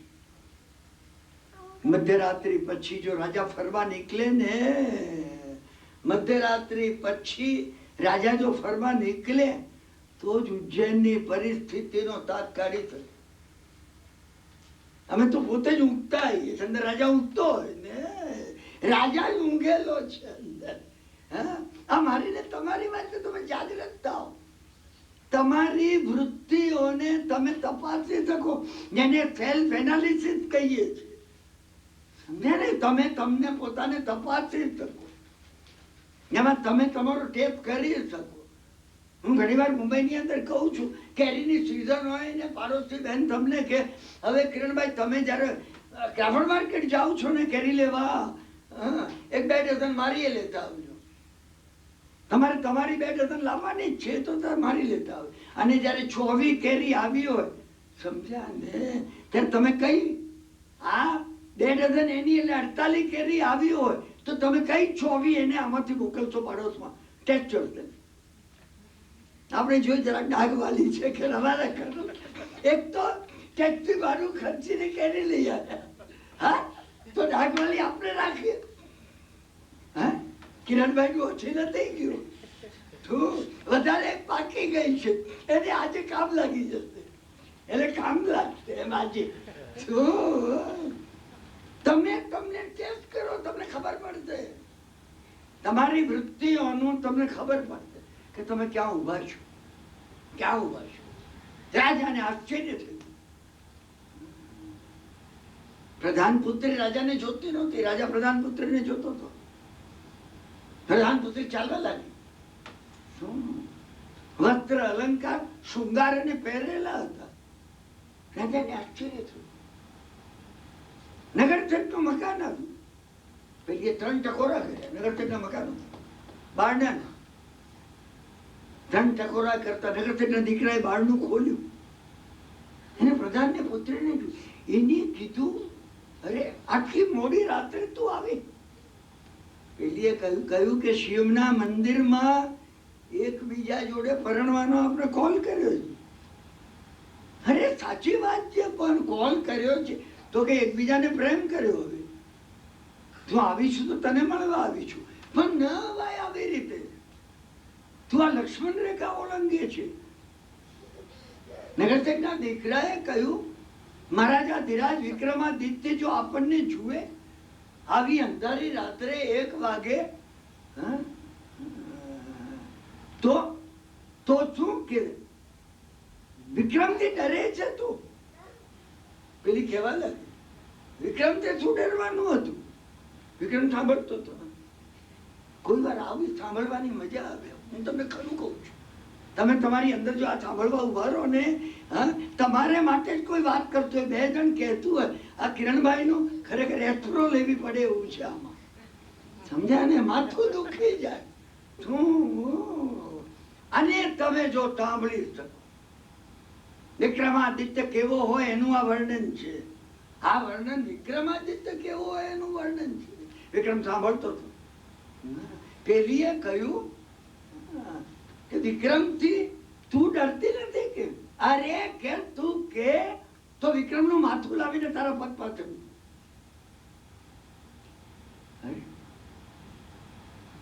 પેલો નગરસેઠનો દીકરો પણ ખીજાઈ ગયો. એ કે જ્યારે વિક્રમનું માથું લાવે ને એ દાડે આ ઘરમાં દાખલ થશે. જ્યાં તું અત્યારે જા કે વિક્રમનું માથું લાવે ત્યારે દાખલ થજો. પેલીએ કહ્યું, વિક્રમનું માથું જો ન લાવું મારું નામ ચંદ્રવદની નહીં. વિક્રમ સાંભળી, વિક્રમને કઈ નિસ્બત નથી. આ ઝઘડો વિક્રમે નથી ઉભો કર્યો. તમે વિચારજો, વિક્રમ આત્મા છે. આ કથામાં એક એક પાત્રો કઈ ને કઈ છે. ઉજ્જૈની આ છે, ક્ષિપ્રા નદી આમાં આવે છે, વિક્રમ આની અંદર છે, એ પ્રધાનની દીકરી પણ આમાં છે, ચંદ્રવદની પણ હું છું, અને નગરસેઠનો દીકરો પણ હું છું. તમે એ રીતે વિચાર કરો. પહેલી સડસડાટ ચાલી ગઈ. ફડાક દઈને બહારનું નગરસેઠનો દીકરાએ બંધ કર્યું. વિક્રમરાજે જોઈ લે. પેલી પોતાના ઘરમાં જ ગઈ, પ્રધાનના મહેલમાં ગઈ. વિક્રમરાજે વિચાર કરતા હતા, આ નંબર 1 એનિમી ઉભો થયો કે એને પ્રતિજ્ઞા લીધી છે. સમજ્યા કે નહીં? એ વિક્રમનું માથું લાવવું. આમાં ઘણાની પ્રતિજ્ઞા છે કે વિક્રમનું માથું લાવવું. તમે ભૂલતો નહીં. આ કથાઓ ડીપ સાયકો સ્પિરિચ્યુઅલ ટ્રુથ બતાવે છે. અમને કઈ કિંમત આપ્યા વગર મળી ગઈ છે ને, એટલે અમને એની કિંમત નથી. MIT ની અંદર અમેરિકન સાયકોલોજીસ્ટો તમે વાત જયારે કરી છે ને, મુંબઈમાં આવતા પરદેશી નિષ્ણાતો એજ્યુકેશનિસ્ટો સામે જયારે સાહેબ વાત કરી છે ને, એ લોકો કહે છે કે કઈ ડીપ ઇનસાઇટ આમાં ભરી છે આ કથાઓમાં. અમને એમને મળી ગઈ છે, અમને કિંમત નથી, અને અમે એપ્રિશિએટ કરી શકતા નથી. અને તમે એક વાત ભૂલશો નહીં, જે ચીજ તમે એપ્રિશિએટ નથી કરી શકતા એ પોતાના રહસ્યો તમારી પાસે નહીં ઉગાડે. તમે જો આ ભગવાનને એપ્રિશિએટ કરી શકો તો જ ભગવાન પોતાના રહસ્યો તમારી પાસે ખુલ્લા મૂકી દે. અમે એપ્રિશિએટ નથી કરી શકતા. અમને આ એમને મળી ગયા છે. દાખલ થવાની અહીંયા ફી નથી. સમજે? અહીંયા ફી રાખવામાં આવે $100 અંદર જેને આવીને આ જોવા હોય તો આપણને લાગે જોવા જેવું લાગે છે. $100 કિંમત છે. અને $100 નહીં, મેટ્રોપોલિટનમાં $6 એ લોકો રાખે છે. સમજ્યા ને? સિનિયર સિટીઝન તરીકે મારા $3 લીધા. $3 આપ્યા છે તો હું બરાબર જોતો. હા, આ તો મફત આવી ગયા આપણે. સમજ્યા ને? ભગવાને સ્તુતિ સાંભળવી હોય તો સાંભળે, ન સાંભળવી હોય તો કઈ નહીં. આપણે બોલી ગયા. અમે જેની કિંમત ભરતા નથી એનું મૂલ્ય અમને સમજાતું નથી. તમે ભૂલશો ને, એનું મૂલ્ય અમને નથી સમજાતું. સમજ્યા કે? વિક્રમ રાજાએ જોયું કે પ્રધાન પુત્રી પોતાના મહેલમાં ગઈ. એટલામાં એને જોયું ઉતાવળે ઉતાવળે એક યુવાન માણસ જઈ રહ્યો હતો. એને લાગ્યું કે મધરાતે આ 1:30 વાગે 2 વાગે ક્યાં જાય છે? વિક્રમ એની પાછળ લાગી. પેલો એક ઘર પાસે ગયો અને સાકલ ખકડાવી. એક બાઈએ બારણું ખોલ્યું. પેલો ઘરમાં દાખલ થયો. વિક્રમ પણ દાખલ થઈ ગયો. તમે વિક્રમ અદ્રશ્ય પડે વિક્રમ બધે જઈ શકે છે એમ સમજો. શું કારણ? વિક્રમે આત્મતત્વ છે. વિક્રમ અંદર ગયો. પેલા માણસે પેલી બાઈને કહ્યું એને, તું નક્કી કર હું તારી જોડે લગ્ન કરવાનો છું. પેલી એ કહ્યું કે મારો પતિ ચોર હતો. ઉજ્જૈનમાં એને ઘણી ચોરીઓ કરી, એકવાર પકડાઈ ગયો. રાજા વિક્રમે એને સૂળીની સજા કરી દીધી. મેં વિક્રમને બહુ વિનંતી કરી. વિક્રમે કહ્યું કે નહીં, મારા રાજ્યમાં ચોરીની સજા સૂળી જ છે. તું એ પુરવાર કરી દે, નિર્દોષ છે ને ચોરી નથી કરી. મારો પતિ હતો જ છું. મેં મારા પુત્રને કહ્યું, મારો યુવાન પુત્ર, એને મેં કીધું તારા પિતાનું વેર જો તું ન લે તો તારા કરતા પથ્થર પાક્યો હોત તો સારું હતું. મારો પુત્ર વિક્રમને મારવા માટે ગયો, પકડાઈ ગયો.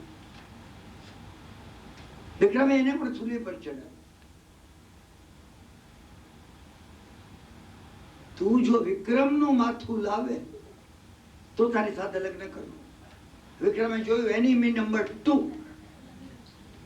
હા, પેલા એ કહ્યું વિક્રમનું માથું જો ન લાવવું, તારા ઘરની સાકલ જીવનભર નહીં ખકડાવું. ગમે એમ કરીને હું વિક્રમનું માથું લઈ આવું છું. સમજ્યા?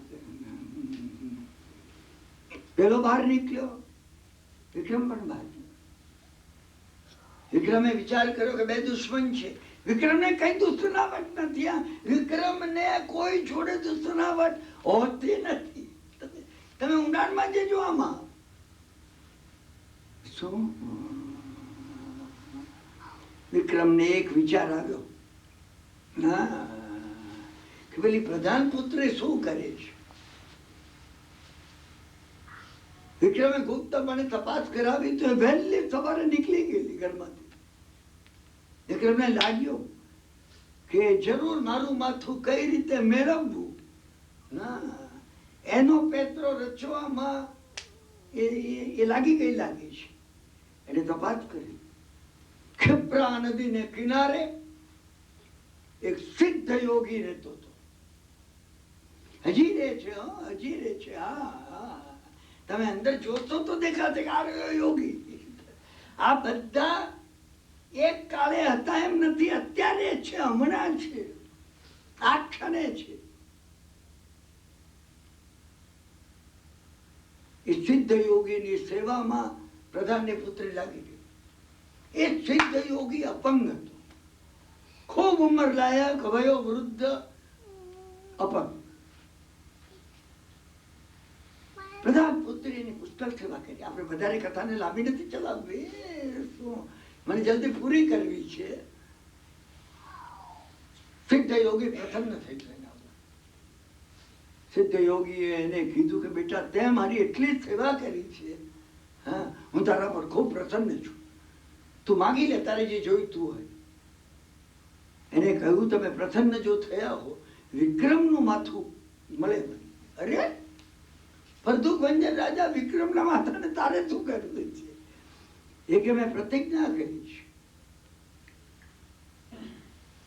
હું પ્રધાનની પુત્રી છું, નગરસેઠના પુત્ર જોડે પ્રેમમાં છું ને મારે એને પરણવું છે.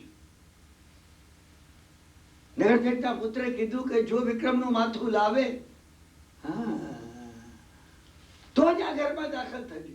પેલો સિદ્ધ યોગી કે પણ નગરસેઠના પુત્રનું વિક્રમે શું બગાડ્યું છે? કોઈનું બગાડ્યું નથી વિક્રમે. મારું એ નથી બગાડ્યું અને વિક્રમે કોઈનું બગાડેલું હોતું નથી. સમજ્યા ને? શું? પરંતુ પેલી કે મેં એને કહ્યું કે તું વિક્રમથી ડરે છે, અરે વિક્રમનું માથું લાવી આપું. યોગી વિચારમાં હોય. યોગીએ કહ્યું કે અરે વિક્રમાદિત્યનું માથું.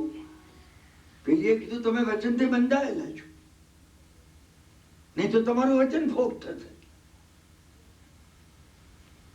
સિદ્ધ યોગીએ કીધું તું 3 દાડા પછી આવું, હું કે રસ્તો કાઢું છું હવે આમાંથી. મારે પણ વિચાર, સિદ્ધ યોગીને પણ વિચાર કરવો પડે, વિક્રમનું માથું કઈ રીતે આપવું એને.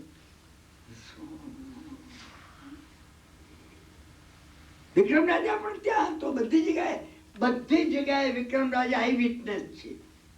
વિક્રમ રાજાની ગેરહાજરીમાં કઈ બનતું નથી.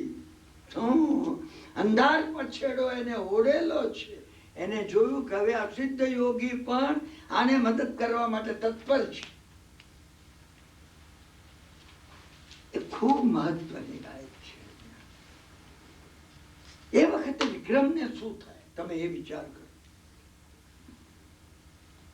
જે વખતે પ્રધાનની દીકરી એમ કે છે કે વિક્રમનું માથું કાપીને લાવી, એ વખતે તમને શું ભાવ થાય? હું પોતે કોઈ સાંભળ્યું કે કોઈ કે ચેલેન્જ લીધી છે, હા, કે હું જોઉં તો ખરો કે કિરણભાઈ જીવતા કેમ ન્યુયોર્કમાંથી જાય છે, ડરી જવું. અરે હા, સમજાય. હું કહું કે આપણે સિક્યોરિટી ઓફિસરને જણાવીએ શું થાય મને. તમે દર વખત જુઓ શું થાય. હું ભયભીત થઉં ના, મને એનામાં ધિક્કાર આવે. એટલે મેં એનું શું બગાડ્યું છે? પણ હું જોઈ લઈ એટલે શા માટે? પણ ભાઈ મેં કઈ તારું બગાડ્યું છે? વિક્રમને કરુણા, વિક્રમને એમ થતું એને મારું માથું જોઈએ છે. એનું કારણ શું છે? એ નગરસેઠના દીકરા જોડે પરણવું છે, તો નગરસેઠના દીકરા જોડે પરણવાની જો એને સગવડ કરી આપું તો મારું માથું આપીને પણ વિક્રમ આ છે.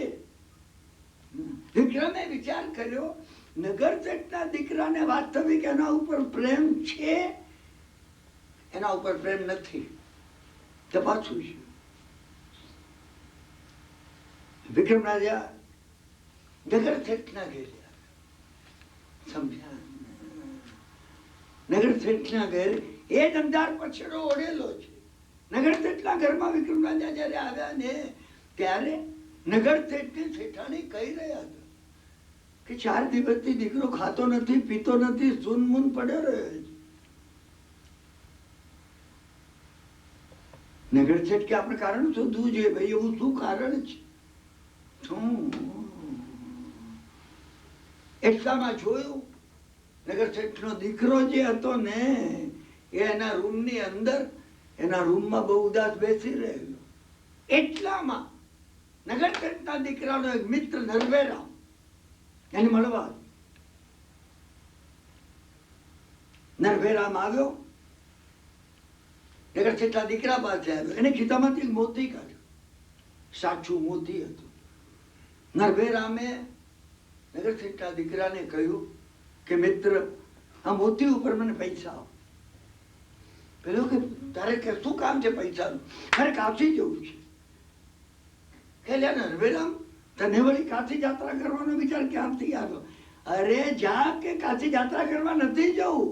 તો કાશી યાત્રા કરવા જવું તો નરભેરામ છે ને હું. હા તો કે તો તારે પૈસા લઈને કાશી શું કરવા જવું છે? કાશી મારે કરવત મુકાવા જેવું છે. એ જમાનામાં કાશી એવું હતું કે તમારી ઈચ્છા આ દુનિયામાં સફળ ન થાય તો બીજા ભવે જો સફળ કરવી હોય તો કાશી કરવત મુકાવા જેવું છે. આનું એ સિગ્નિફિકન્ટ છે. તમે એને મૂર્ખ નહીં જાણતા. તો કે કાશી કરવત મુકાવાનું તારે શું ખપ પડ્યું? એ કે દોસ્ત કહું તને, હા કોઈ જાણે નહીં, ધ્યાન રાખજે. અને હું એ તમને કહું છું કે બીજું કોઈ આ જાણી ન જાય. આપણે અહીંયા આટલા જણ વાત કરીએ છીએ. શું હું દરરોજ ક્ષિપ્રા નદીમાં પ્રાતઃકાળે સ્નાન કરવા જઉં છું. નરભેરામ કે છે નગરસેઠના દીકરાને. દરરોજ ક્ષિપ્રા નદીમાં હું સ્નાન કરવા માટે જઉં છું. શું નગરસેઠા દીકરાએ કીધું, મને ખબર છે કે તને સ્નાનનો ખૂબ શોખ છે. તો કે આજે હું સ્નાન કરવા સવારે ગયો હતો. સ્નાન મારું પૂરું ના થયું કે એટલામાં વિક્રમ રાજાના મહેલમાં, વિક્રમ રાજાનો મહેલ ક્ષિપ્રા નદીના કિનારા ઉપર જ હોય, હજી એ ત્યાં જ છે, હજી ચેન્જ નથી થયો. તો એ જે મહેલ છે એમાં વિક્રમ રાજા ની જે નવી રાણી વિક્રમ રાજા પરણ્યા, એ મોતી પરોવતી હતી બેઠી બેઠી. હા નકર કેટલો દીકરો તે શું વાત કરી છે? તે ક્ષિપ્રા નદીના કિનારે એને તને જોયો, એને મને ના જોયો, મેં એને જોયો. રાજાની નવી રાણીને મેં જોઈ એને. પણ પછી એટલી સુંદર છે એ કે મેં સંકલ્પ કર્યો, પરણવું તો આને જ પરણવું. એટલે તું શું વિચાર કરે છે કે એ તો વિક્રમ રાજાની પરણેલી રાણી છે, એ જ મોટું વિઘ્ન છે. જો વિક્રમ રાજા મરે, જો વિક્રમ રાજા મરે, હા, તો હું આ રાણીને પરણી શકું. એટલે મારી ઈચ્છા તો વિક્રમ રાજા હમણાં કઈ મરે એવું તો લાગતું નથી. એટલે મારી ઈચ્છા એ છે કે હું પોતે કાશી જઈને ગર્વત મુકાવું. નગરશેઠના દીકરાએ કીધું, કાશી જવાની તારે જરૂર નથી. પ્રધાનની પુત્રીએ, હું જેના પ્રેમમાં પડ્યો છું, એને પ્રતિજ્ઞા કરી છે. શું? કે વિક્રમ રાજાનું માથું લાવું. પેલો કે એમ? હા તો કે હું એને મદદ કરું. બસ તો તમારું બેનું કામ બળી ગયું. જો વિક્રમ રાજાનું માથું આવે, હા, તો પ્રધાન પુત્રી મને પરણી શકશે. અને જો વિક્રમ મરે તો જ માથું આવે. હા, તો તું પછી પણ નગરસેઠના પુત્રે કીધું, એ નાની રાણી પણ તારા પ્રેમમાં છે. અરે કે એ પ્રેમમાં હોય કે ન હોય, હું એના પ્રેમમાં છું. અલ્યા કે પણ હું ક્યાં વિક્રમથી લગીર ઉતરતો છું. દરેક નરભેરામ આજ કે છે. દરેક નરભેરામ એમ જ માને છે કે પોતે વિક્રમથી લગીર ઉતરતો. સમજ્યા? કે નગરશેઠના દીકરાએ કહ્યું કે તું મહેરબાની કરીને એક કામ કર, તું પ્રધાન પુત્રીની મદદમાં રહે. સમજ્યા? કે પ્રધાન પુત્રીની મદદમાં હવે આપણે ક્યાંક સ્ટેશન લાગતું, કારણ કે સમય થશે હવે. એટલે પ્રધાન પુત્રીની મદદમાં રહેવા માટે, સમજ્યા ને, એ પ્રધાન પુત્રીને ઘેરે ગયો. પ્રધાન પુત્રી તો નદી કિનારે, ક્ષિપ્રા નદીના કિનારે હતી. પેલા યોગી પાસે એને કહ્યું, મહાત્મા 3 દિવસ થઈ ગયા કે તમે વિક્રમનું માથું લાવો. જો યોગીએ કહ્યું, ના, વિક્રમનું માથું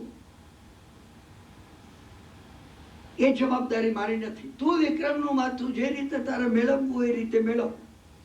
મારી પાસે દરેક અપંગ સિદ્ધ યોગી પાસે એક ગુટિકા હોય છે, મોઢામાં રાખવાની. જૂની કથાઓમાં ગુટિકાની વાત બહુ આવી છે.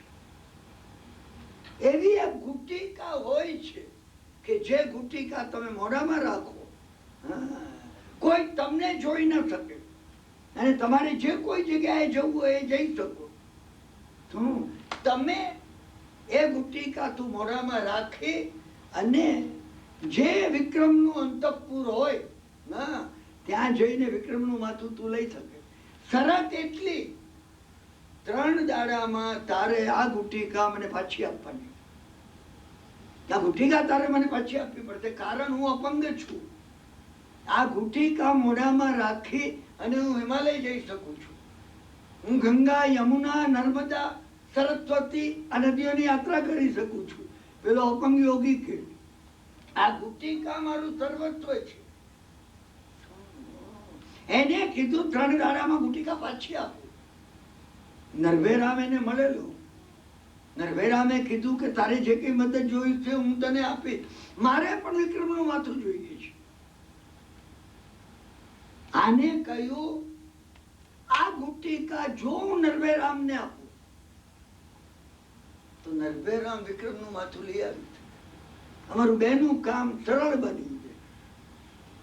દર વખતે વિક્રમનું માથું કાપવાનું કામ નરભયરામે જ હાથમાં લીધું છે. આ બધા આપણી અંદર છે. મને તમને એ કહેવું છે, હું વાર્તા કહેવા માટે મેં તમને આ રવિવારે 5 વાગે અહીંયા ખોટી નથી કર્યા. આની પાછળ જબ્બર ફોર્મ્યુલા ભરેલી છે, ઊંડી ફોર્મ્યુલા ભરેલી છે. તમે એનો વિચાર કરજો. આને બન્યું એક એને ગુટિકા આપી, પ્રધાન પુત્રીએ ગુટિકા લીધી. પ્રધાન પુત્રીએ નરભયરામને કહ્યું, નરભયરામ કે અંતઃપુરમાં જવા મળશે ને. નરભયરામની નજર એ હતી પેલી નાની રાણીને જોવા મળશે. નરભયરામ કીધું કે એનું માથું કાપીને લાવું છું, તું ચિંતા ન કર, તું જલ્દી ગુટિકા મને આપ. અહીંયા શું બન્યું? પેલો જે ચોર હતો એ પણ ક્ષિપ્રા નદીને કિનારે અપંગ સિદ્ધ યોગીની પાસે આવ્યો. એને આવીને કીધું, આ સિદ્ધ યોગી છે, આજે પણ તમે એની સેવા કરો ને તમને ચોક્કસ તમારી ઈચ્છિત વસ્તુ આપે. તો ઉકેલ તમારે એનું સરનામું હું તમને લખાવીશ સિદ્ધ યોગીનું, ક્ષિપ્રા નદીને કિનારે. પણ તમારે શોધવા અંદર પ્રયત્ન કરવાનો છે. આ હું તમને પ્રોબ્લેમ મૂકું છું. ધંધાડામાં આપણે વાત પૂરી કરશું, પરંતુ તમારે તમારો સંચો ચલાવવો પડશે. તમે મનમાં જો એ સમજાવો ને કે બધા દાખલા પણ કિરણભાઈ કરીને જ આપણને આપવાના છે, આપણે નિરાંત એર કન્ડિશનમાં બેઠા છીએ ને, ના બિલકુલ નહીં, તો નહીં ચાલે. સમજી રાખજો, તમારે તમારો વખત તો ચલાવવાનો છે. હું તમને પ્રશ્ન નહીં પૂછું. તમે આવતીકાલે સવારના 10:30 આપણો પોતાનો સ્વાધ્યાય છે, તો પછી હું તમને પૂછીશ નહીં કે બોલો તમે ક્યાં સુધી આવ્યા, નહીં પૂછું. પણ તમે મનમાં પ્રામાણિકતાથી કે વિચાર કરજો ખરા. કર્યા વગર તમે રહેશો નહીં. એ સિદ્ધ યોગી પાસે આવ્યું. એને સિદ્ધ યોગીને કીધું કે મારે વિક્રમનું માથું જોઈએ છે. એને પણ સેવા કરી. તમે સેવા કરો તો સિદ્ધ યોગી પ્રસન્ન થયા વગર રહે નહીં. અપંગ હોય સિદ્ધ યોગી, હજી આજે અપંગ છે. પછી સિદ્ધ યોગીએ એને મંત્રેલા ચોખા આપ્યા. સિદ્ધ યોગીએ કીધું આ ચોખા નાખતો નાખતો નાખતો જઈશ ને, હા તો ચોકીદાર બધા સિપાહીઓ ઊંઘી ગયા. બસ અહીંયા શું બન્યું એવું તમને કહું, પછી આપણે સ્ટેટસ રાખીએ. સમજ્યા ને? નરભયરામ એ દિવસે રાત્રે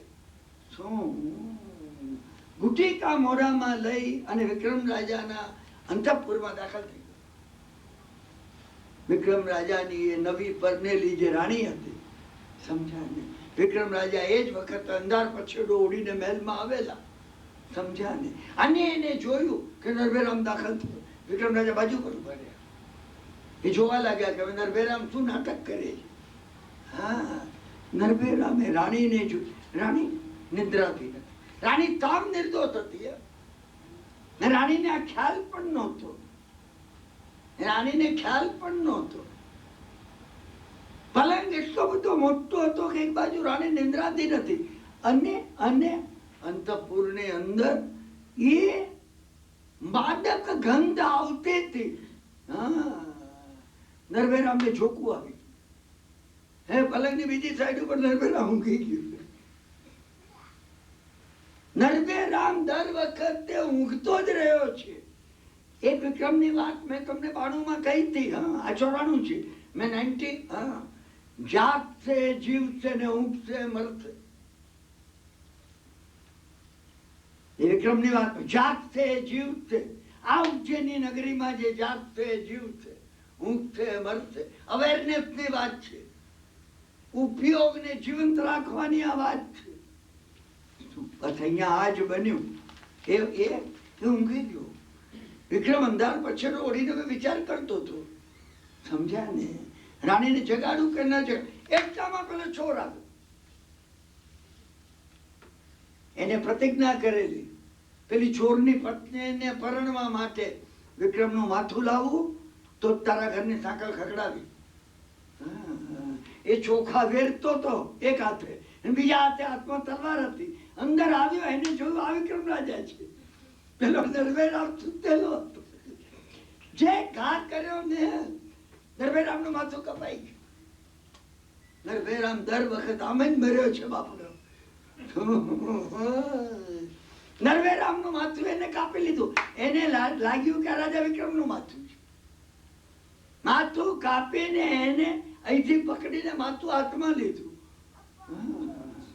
નરભયરામ ના મોઢામાંથી પેલી જે ગુટિકા હતી ને પડી ગઈ. રાજા વિક્રમે ગુટિકા જોઈ પડેલી.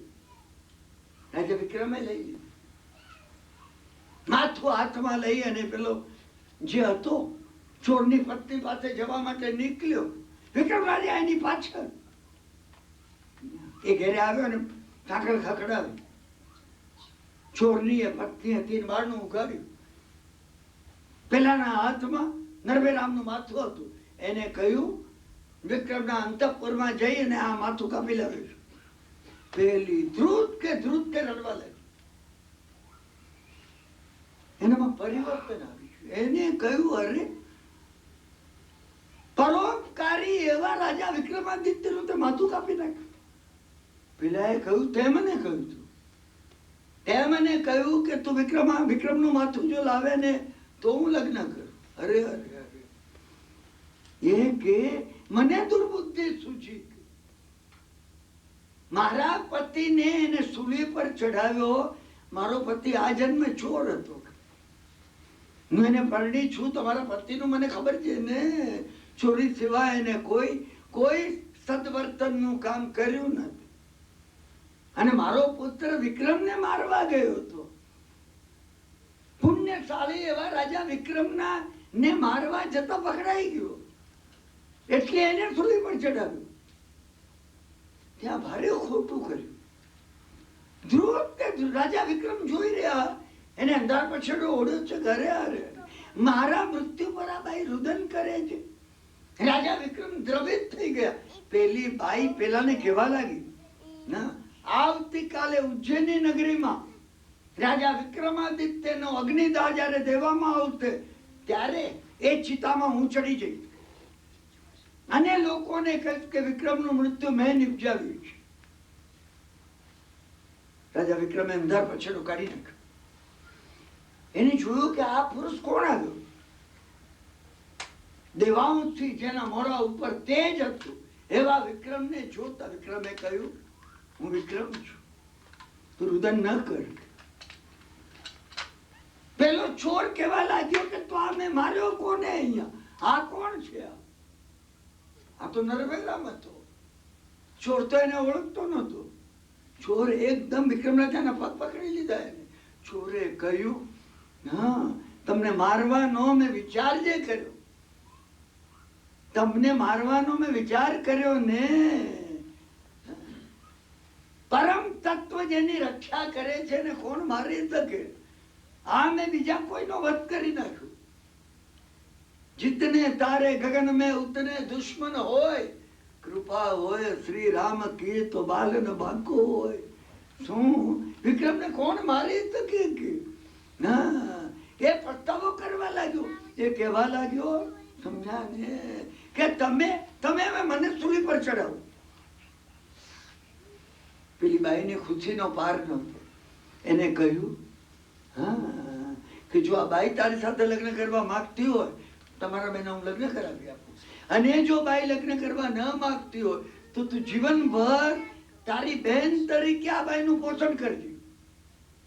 પેલા એ કહ્યું એ બંને વાત મને સ્વીકાર્ય છે. સમજ્યા ને? પણ એ ચોર જે હતો એ કહેવા લાગ્યો હવે આને મેં માર્યો એનું શું? તો કે તું ચિંતા નહીં કર, આ એનું જે શિર છે મને આપી દે. શિર લઈ અને રાજા પોતે મધ્યરાત્રિ હરસિદ્ધ માતાના મંદિરમાં ગયા. વિક્રમની કથાઓમાં એ હરસિદ્ધ માતાની જે વાત આવી છે સમજ્યા ને, એ તીર્થંકર નામ કર્મની શક્તિ છે. હર અને સિદ્ધિ નારી નટેશ્વરની જે શક્તિ શિવ સંપ્રદાયની અંદર જમણા ભાગમાં શિવ છે અને ડાબા ભાગમાં શક્તિ પાર્વતી છે. જૈન ધર્મની અંદર બહારથી શક્તિ છે, અંદરથી શિવ છે. તીર્થંકર ભગવાન એ શિવ શક્તિનું સ્વરૂપ છે. એ બહારથી માતા છે, પરમ માતા છે. મેં તમને એક અધ્યાયમાં કહ્યું હતું, અંદરથી એ શિવ પોતે છે, પરમ વિશુદ્ધ એવું આત્મ તત્વ એ અંદરથી છે. તો અર્થિત માતા પાસે જઈ વિક્રમ રાજાએ કહ્યું, માણસ માત્ર એમાં ભૂલને પાત્ર હોય છે. માણસની અંદર કામનાઓ ભરેલી હોય છે. આ બાપનો નિર્દોષ છે. મારી રાણીને જોઈને એને મનમાં વિચાર થયો અને આ દુર્ભાવને લીધે મૃત્યુ પામ્યો છે. તું એને ક્ષમા કર, સજીવન કર. સમય દ્રષ્ટિ આત્મા કેવો હોય એની આ કથા છે. પૂરી નથી થઈ, એ શરૂ થાય છે. શું એને કહ્યું, હા તું આને સજીવન કર. એનો દેહ હતો એ મહેલમાંથી મંગાવ્યો, એ દેહ સાથે મસ્તક જોડ્યું, માતા પાસે મૂક્યું. આને વિક્રમ રાજાએ કહ્યું, તું આને સાજો નહીં કરે, અન્ન જલનો હું ત્યાગ કરું. પરમ તત્વ પાસે તમે અને હું કઈ પણ માગણી કરીએ, we have to pay the price. આપણે કઈ ને કઈ કિંમત ચૂકવવી જોઈએ. કઈ ને કઈ તમને મળે એ પહેલા કિંમત ચૂકવવી જોઈએ. તમને મળે એ પછી કિંમત ચૂકવવી જોઈએ. બે કિંમત ભરવાની છે. બે કિંમત ભરવાની છે. બીજી કિંમત કૃતજ્ઞતાની કિંમત છે. બીજી જે કિંમત છે, સમજ્યા ને, એ મેં તમને કીધું ને, આભારની કિંમત. આટલું બધું મળ્યું છે. હું મિત્રોને પૂછું છું, તમે આભાર માનો છો? કોઈ તારો દેરાસરમાં આવીને તમને કીધું, હે પરમાત્મા, તે કેટલું આપી દીધું મને. ઉપરથી પુષ્કળ આવર્ત મેઘની જેમ ભગવાન તમે મારા ઉપર વરસ્યા છો. તમે બરાબર, તમે અહીંયા આવ્યા, માગણી કરી, ભગવાન બધું બરાબર, રાજ્ય સ્ટોર ચાલવો જોઈએ, ઓફિસનો જોબ બરાબર રહેવો જોઈએ, બધા ઇન્ડિયામાં તાજા તાજા રહે, આ પૈસાની આવક વધતી જાય. સમજ્યા ને? ડોઝનનો ભાવ મારા ઇન્વેસ્ટમેન્ટમાં વધવો જોઈએ. બધી માગણી કરી. માગણીનું મોટું લિસ્ટ છે અમારા ખિસ્સામાં. જો ભગવાન અત્યારે અહીંયા પ્રગટ થાય, આ પડદો ખોલીને અહીંયા આવે ને, તો દરેક જણને લિસ્ટ આપવાનું છે. હા, અમે આભાર માન્યો, અમે નથી માન્યો. મને આભાર ઉપર મેં તમને કહ્યું ને, એ વાત વારંવાર યાદ આવે છે. મેં તમને કહી છે એ વાત, સમજ્યા ને? એક વખતે અત્યંત સુંદર સંગીત તાનસેને કર્યું. અકબર બાદશાહ ખુશ થઈ ગયા. અકબર બાદશાહે સુવર્ણનો રત્ન જડિત કંઠાર હતો એ બક્ષી આપ્યો. સમજ્યા? અકબર બાદશાહે તાનસેનને પૂછ્યું, તાનસેન, તું આટલું સુંદર સંગીત કરે છે, તો તારા ગુરુ કેવું સંગીત કરતા હતા? મને આશ્ચર્ય થાય છે, તું આટલું સુંદર સંગીત કરે છે, પથ્થર હાલી જાય. તારા ગુરુ કેવું સંગીત કરતા હતા? તાનસેને કહ્યું, જાપના, મારા ગુરુ પાસે, સૂર્ય પાસે આગિયો ચમકતો હોય ને, એ હું આગિયા તુલ્ય છું. તો શું વાત કરે છે? મારા ગુરુ પાસે, ચિંતામણી રત્ન પાસે કોડીનું મૂલ્ય હોય, મારું કોડીનું મૂલ્ય છે. તો શું વાત કરે છે? એને કહ્યું, મારા ગુરુ પાસે, સૂર્ય પાસે બુઝાયેલો કોલસો હોય એવો હું છું. અકબર બાદશાહે કીધું, તારા ગુરુને બોલાવો, એનું સાંભળવું છે. એને નીચે જોયું. તાનસેને કહ્યું, મારા ગુરુ આવે નહીં. તમે આ પૃથ્વીના માલિક હો તો મારા ગુરુ આવે નહીં. આપણે મારા ગુરુને સાંભળવા જવું જોઈએ. તૈયાર છું. અકબર બાદશાહે, અકબરભાઈ તૈયારી હતી. અકબર બાદશાહે કીધું, આજે જઈએ, હમણાં જઈએ, અત્યારે નહીં, કે વહેલી પ્રાતઃ કાળે, આવતીકાલે બ્રહ્મ મુહૂર્તમાં 3 વાગે આવું. કોઈ પણ ચોકીદારો વગર. અકબર બાદશાહે કીધું, તું સવારે લેવા આવ. હું દરવાજા પર 3 વાગે ઉભો છું, બ્રહ્મ મુહૂર્તમાં. અકબર બાદશાહ ને તાનસેન બે દિલ્હીના દરવાજાની બહાર, યમુનાના કિનારે બ્રહ્મ મુહૂર્તમાં પહોંચી ગયા. 3:30 વાગ્યાનો સમય થયેલો. એક ઝૂંપડું હતું અને તાનસેને કોઈ બાદશાહનો હાથ પકડેલો. તાનસેને નાક ઉપર હાથ દીધો. અવાજ ન થવો જોઈએ, અવાજ ન થવો જોઈએ. શું અકબરને આશ્ચર્ય લાગ્યું. આ બનેલો બનાવ છે, આ કથા નથી, આ ઇતિહાસ કહું છું તમને, આ વાર્તા નથી. એક ઝૂંપડા પાસે એને કામ ધરવાનું કીધું. ઝૂંપડાની અંદર તાનસેનના ગુરુ સંત હરિદાસ વહેલી સવારે યમુનામાં એમને સ્નાન કરેલું અને એમનું બીન લઈને ભગવાનની સામે સમજાય ને એ તાળ મેળવતા હતા.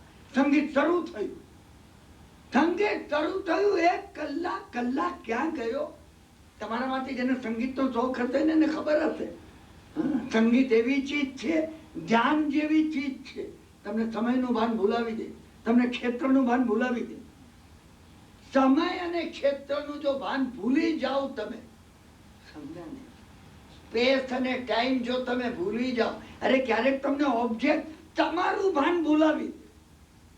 હું તમને જે વાત કહું છું ને, કોઈ વાર તમને થાય હું ક્યાં છું, મારું નામ શું, તમને કોઈ વાર જો થાય, સંગીતમાં થઈ શકે, એ ભક્તિમાં થઈ શકે. અકબર બાદશાહને ભાન રહ્યું નહીં. 1 કલાક વીતી ગયો, હાથ પકડ્યો તાનસેને, નાચી જઈએ.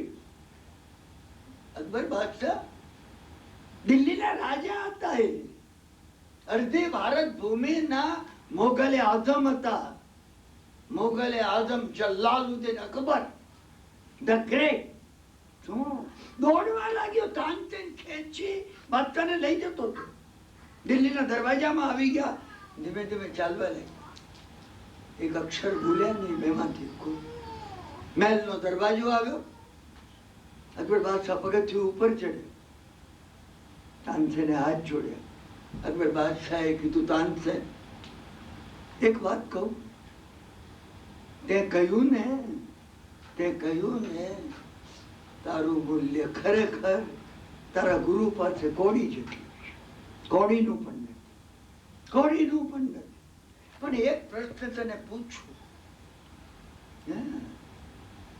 હું આ કથા પૂરી કરું છું. એક પ્રશ્ન તને પૂછું, તારા ગુરુ આવું અદ્ભુત ગાય છે, તું કેમ આ ન શીખી શક્યો?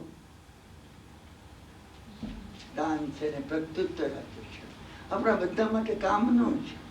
તાનસેને કહ્યું, શહેનશાહ, હું જ્યારે ગાઉં છું ત્યારે તમને ખુશ કરવા માટે ગાઉં છું કે મારા ગાયા પછી તમે પ્રસન્ન થઈ અને હાથમાંથી કડવું આપો, કે તમારા કંઠમાંથી રત્નહાર આપો. મારા ગુરુ ગાય છે ને એ પરમાત્માનો આભાર માનવા માટે ગાય છે, કૃતજ્ઞતા વ્યક્ત કરવા ગાય છે. આ જવાબ અમૂલ્ય છે. મારા ને તમારા માટે. મારા મનથી તાનસેને અકબર બાદશાહને નથી કીધું, મને કીધું છે. હજી તાનસેન મને કહી રહ્યા છે કે બેવકૂફ, કોઈ દાડો તે આભાર માન્યો? પરમાત્મા પાસે એ સ્તુતિ કરી કો તમે આટલું બધું આપી દીધું? અમે કોઈ દાડો કરી નથી. અમે આ કૃતજ્ઞતા ક્યારે પણ વ્યક્ત કરી નથી. આ કૃતજ્ઞતા જયારે વ્યક્ત, પ્રાર્થના શરૂ ત્યારે થાય, ઉપર ત્યારે સંભળાય છે, એ વગર ઉપર સંભળાતું નથી. અને અહીંયા પણ એ બન્યું. સમજ્યા કે નહીં? વિક્રમ રાજાએ માતાને, હરસિદ્ધ માતાને, અરહંત તત્વને જયારે સર્વ સમર્પણ કરી દીધું, માતા પ્રગટ થઈ ગયા. નરભય રામ જીવતો થઈ ગયો. નરભય રામે વિક્રમના પગ પકડી.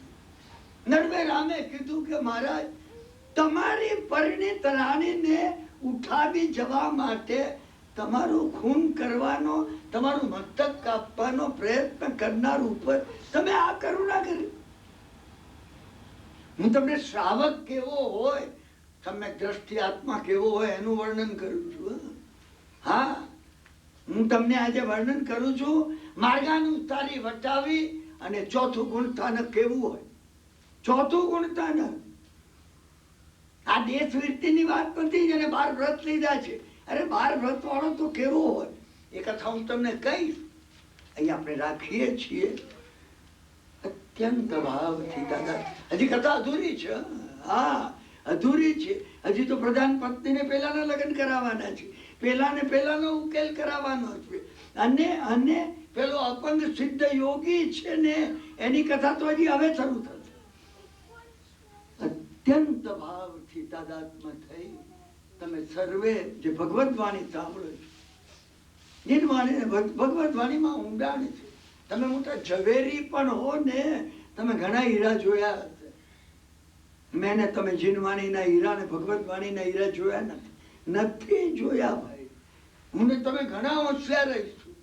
તમારામાંથી કોઈ કોમ્પ્યુટર એક્સપર્ટ થશે. મને ઘણા કોમ્પ્યુટર એક્સપર્ટો મળ્યા છે, સમજ્યા ને.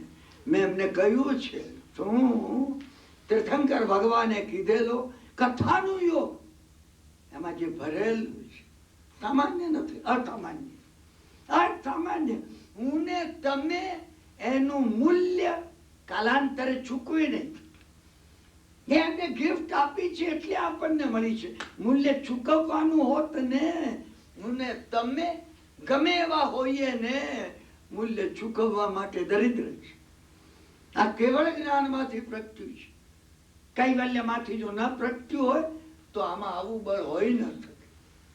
આજનો વાર્તાલાપ આપણે પૂરો કરીએ છીએ. અત્યંત ભાવથી તાદાત્મ્ય થઈ તમે સર્વે જે ભગવદ વાણી સાંભળો છો એ માટે હું અંતઃકરણ પૂર્વક તમારો આભાર માનું છું.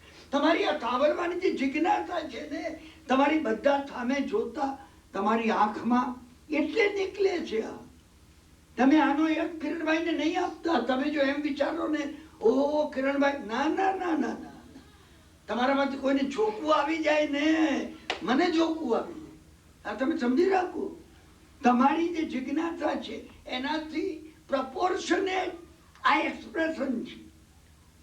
હું જે અત્યારે કહી રહ્યો છું કે મારામાં જે આવે છે ને, મેં તમને ઘણા વાર્તાલાપમાં કીધું છે. હું આ કહેતો નથી, હું તમારી જોડે સાંભળવામાં બેઠો છું.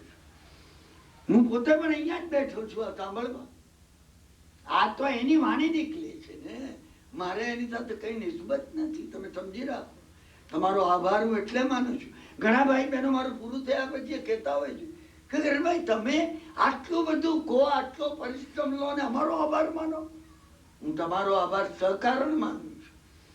હું તમારો આભાર માનું છું એ નેપોલિયન હિલ કે ડેલ કાર્નેગીની કોઈ સાયકોલોજીકલ ઇફેક્ટ નથી. મારી નમ્રતા બતાવું, તમારો સાહેબ આભાર. ના ના ના, અહંકાર મારામાં ઠાંસીને ભર્યો છે. કોઈનો આભાર ન માનો. તમારી જે જિજ્ઞાસા છે, તમારી જે ભાવુકતા છે, તમારું તાદાત્મ્યપણું છે, અંતઃકરણથી આ ભગવાનની સાક્ષીએ તમને કહું છું, મને સ્પર્શે છે. અને ભગવાને સ્વયં એ કહ્યું છે કે હે ગૌતમ, આ જીનવાણી જેને સ્પર્શે છે, જેને ગમે છે, એ શ્લોક હું ઘણી વાર કહું છું, તત્પ્રતિ પ્રીતિ ચિત્તેન એન વાર્તાપી શ્રુતામ. આ વાણી ભગવાને શું કીધું એ ભાવ જેના હૈયામાં થાય છે અને પ્રીતિપૂર્વક, ભાવપૂર્વક, બહુમાનપૂર્વક, પ્રેમપૂર્વક ભગવાનની વાણી સાંભળવાની જિજ્ઞાસા થાય. જિજ્ઞાસા તત્પ્રતિ પ્રીતિ ચિત્તેન એન વાર્તાપી શ્રુતામ. ભગવાને કહ્યું નિશ્ચિતામ ય ભવેદ ભવ્યો. નક્કી નક્કી નક્કી એ ભવ્ય આત્મા છે. ભાવિ નિર્વાણ ભાજનમ. 3 ભાવમાં, 5 ભાવમાં, 7 ભાવમાં એનો મોક્ષ નક્કી છે, નક્કી છે. તમને પણ હું આ કહું છું, તમારી એ જે જિજ્ઞાસા છે, તમે જિજ્ઞાસા ટકાવી રાખજો. તમે કેટલો સ્વાધ્યાય કરો છો, કેટલી તપસ્યા કરી, તમે શું કર્યું શું ન કર્યું ગૌણ છે. તમે કઈ ન કરી શકો, કશું ન કરી શકો. આ જિજ્ઞાસાનો જે અગ્નિ છે, આ તણખો કૃપા કરીને બુઝાવવા દેતા નહીં. એને જીવંત રાખજો. તમારા હૃદયની અંદર એ ભાવ રહેવો જોઈએ. કોઈક અદભુત વસ્તુઓ પ્રભુએ કહી છે, ખરેખર આપણને ક્યારે જાણવા મળશે, સાંભળવા મળશે. આ જિજ્ઞાસા જો જાગ્રત હશે તો નિશ્ચિતામ્ય ભવિત ભવ્યો ભાવિ નિર્વાણ ભાજનમ. નક્કી ઘણા નજીકના ભવમાં 3, 5, 7 ભવમાં નક્કી મોક્ષ છે. આ ભગવાનનું વચન આપણે સર્વ એને હૈયામાં ધારણ કરી અંતિમ મંગલિક કરી આજનો વાર્તાલાપ પૂરો કરું છું. આપણે પોતે આવતીકાલે સવારના 10:30 થી 12:30 સુધીનો વાર્તાલાપ છે. 10:30 થી બરાબર છે ને? 10:30 થી 12:30. હા, આપણે 10:30 ડિક્લેર કર્યા. 10:30 થી 12:30 સુધીનો વાર્તાલાપ છે. 12:30 પોણો નહીં બગાડવું. 12:30 બદલે 12:15 પૂરો કરી જરી ખાતરી રાખજો.